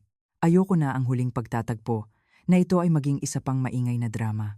Dumating ako sa coffee shop ng ilang minuto bago ang oras, pumili ng mesa sa isang sulok malapit sa bintana kung saan ako makakaobserba ng hindi nakikita. Isang taon nang hindi nakikita, si Ethan ay mukhang ibang tao. Mas payat siya at mas maitim. Ang dating makinis na buhok ay ngayon ay isang maikli, hindi pantay na gupit na may ilang puti, bagaman halos 30 pa lamang siya.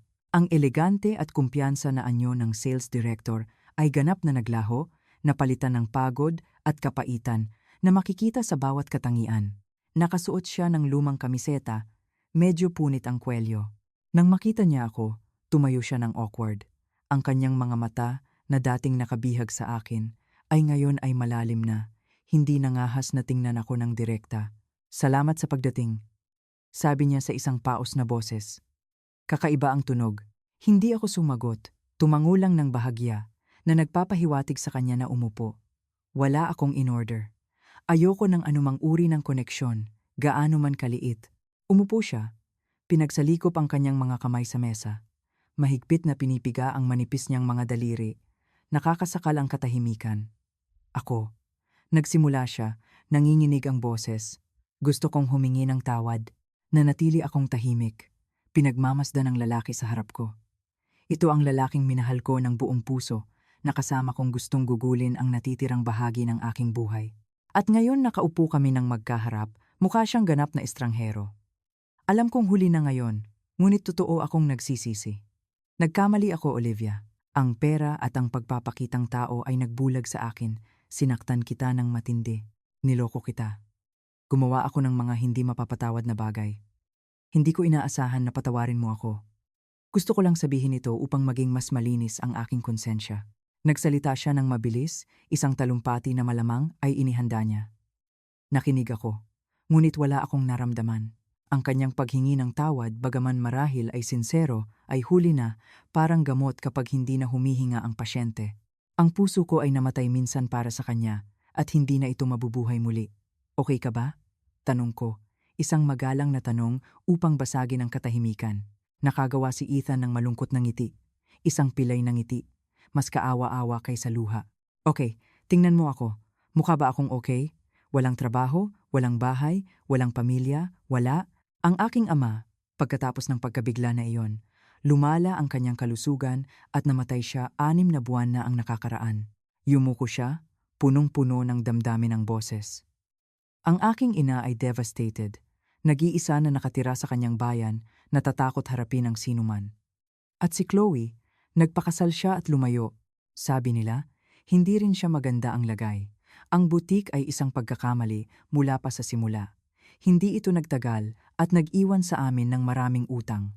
Tumingala siya, namumula ang mga mata, puno ng pagsisisi at paghinagpis. Kung sana ay natuto akong pahalagahan ang mayroon ako. Kung nagkaroon ako ng lakas ng loob na ipagtanggol ka laban sa aking ina at sa aking pamilya, kung hindi ako nagpadaig sa kahambugan.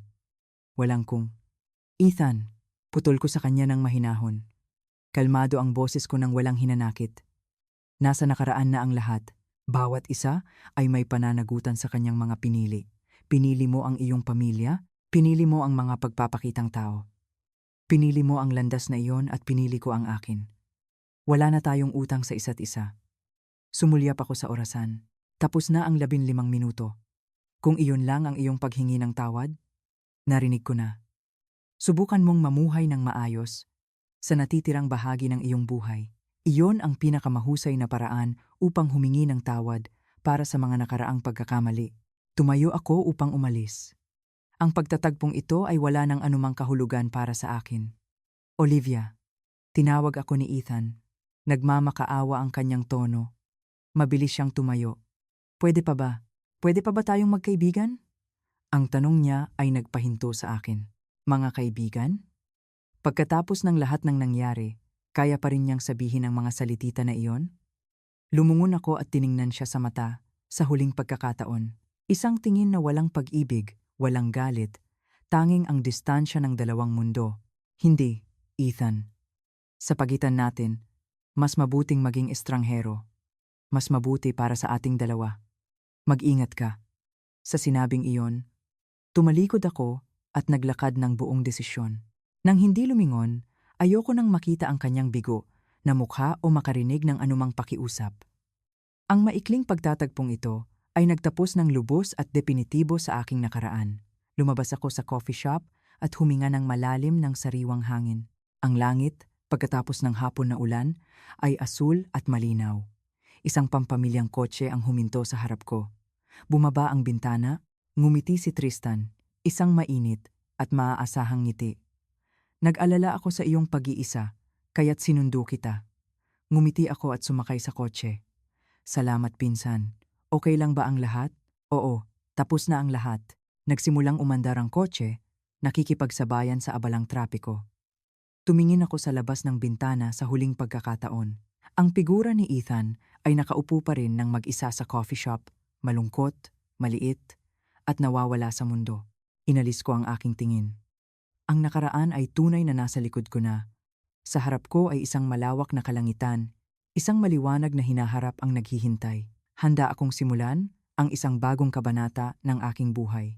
Isang kabanata na puno ng kagalakan, kaligayahan, at kapayapaan na nararapat sa akin.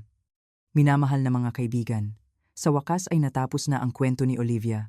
Isang mahabang paglalakbay na puno ng luha, kahihiyan, at isang matinding determinasyon hanggang sa huli.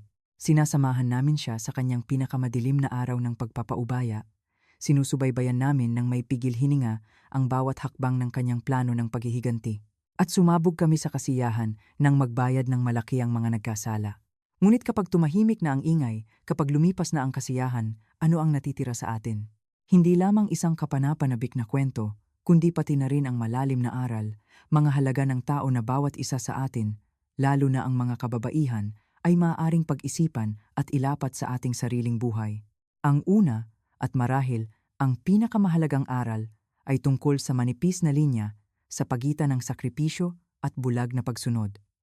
Sa pag-aasawa, ang sakripisyo ay isang kabutihan para sa isang babae na umatras upang maging haligi para sa kanyang asawa at mga anak ay isang bagay na kahanga-hanga, ngunit ang sakripisyo ay may halaga lamang kapag ito ay ginawa sa tamang lugar, kapag ito ay sinasalubong ng respeto at pasasalamat. Kapag ang iyong sakripisyo ay ipinapalagay na walang halaga, kapag ang iyong kabaitan ay inabuso at ang iyong katahimikan ay nagiging dahilan para sa masamang pag-uugali, hindi na ito sakripisyo. Ito ay ang pagsira sa iyong sariling halaga. Huwag kailanman payagan ng sinuman na gawing obligasyon ang iyong sakripisyo at huwag kailanman payagan ng sinuman na tapakan ang iyong dignidad dahil lamang sa mahal mo sila. Ang halaga ng katahimikan ay minsan mas mataas kaysa sa pagsasalita. Matuto kang magtakda ng mga hangganan, hindi upang lumikha ng distansya, kundi upang protektahan ang iyong kaluluwa at ang iyong sariling halaga.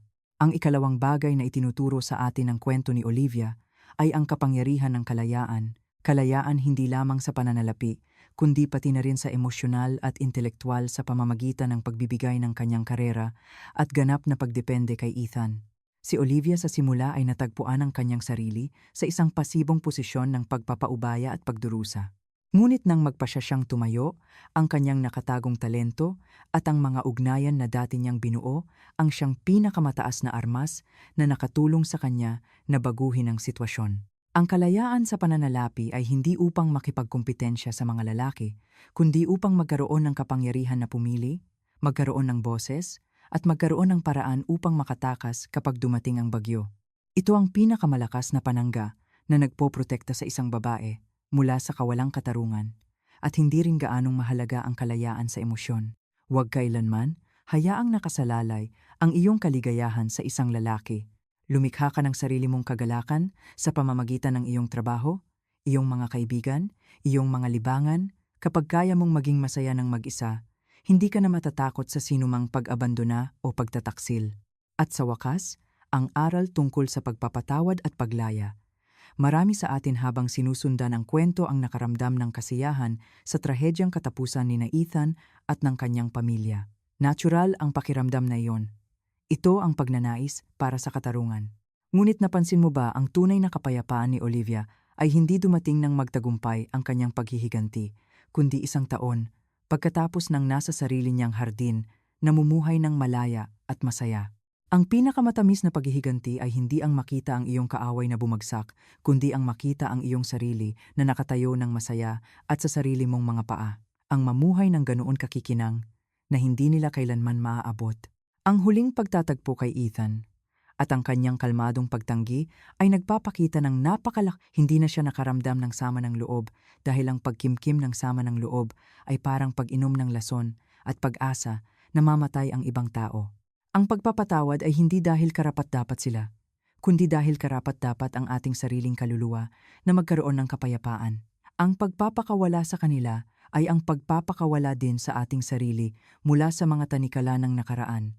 At minamahal na mga kaibigan, ang kwento na sinundan natin, sa kabila ng mga dramatikong pagliko nito, ay sa huli ay isang kwento na nilikha para sa layunin ng paghahatid ng mga mensaheng pang-edukasyon at makabuluhang aral. Lahat ng karakter at pangyayari sa kwento ay kathang-isip. Umaasa kami na sa pamamagitan ng kwento ni Olivia, bawat isa sa atin ay may natutunan upang mamuhay ng mas malakas, mas autonomous, at mas masaya. Kung naantig ng kwentong ito ang iyong puso, o kung mayroon kang mga pagninilay o aral na nais mong ibahagi, mangyaring mag-iwan ng komento sa ibaba.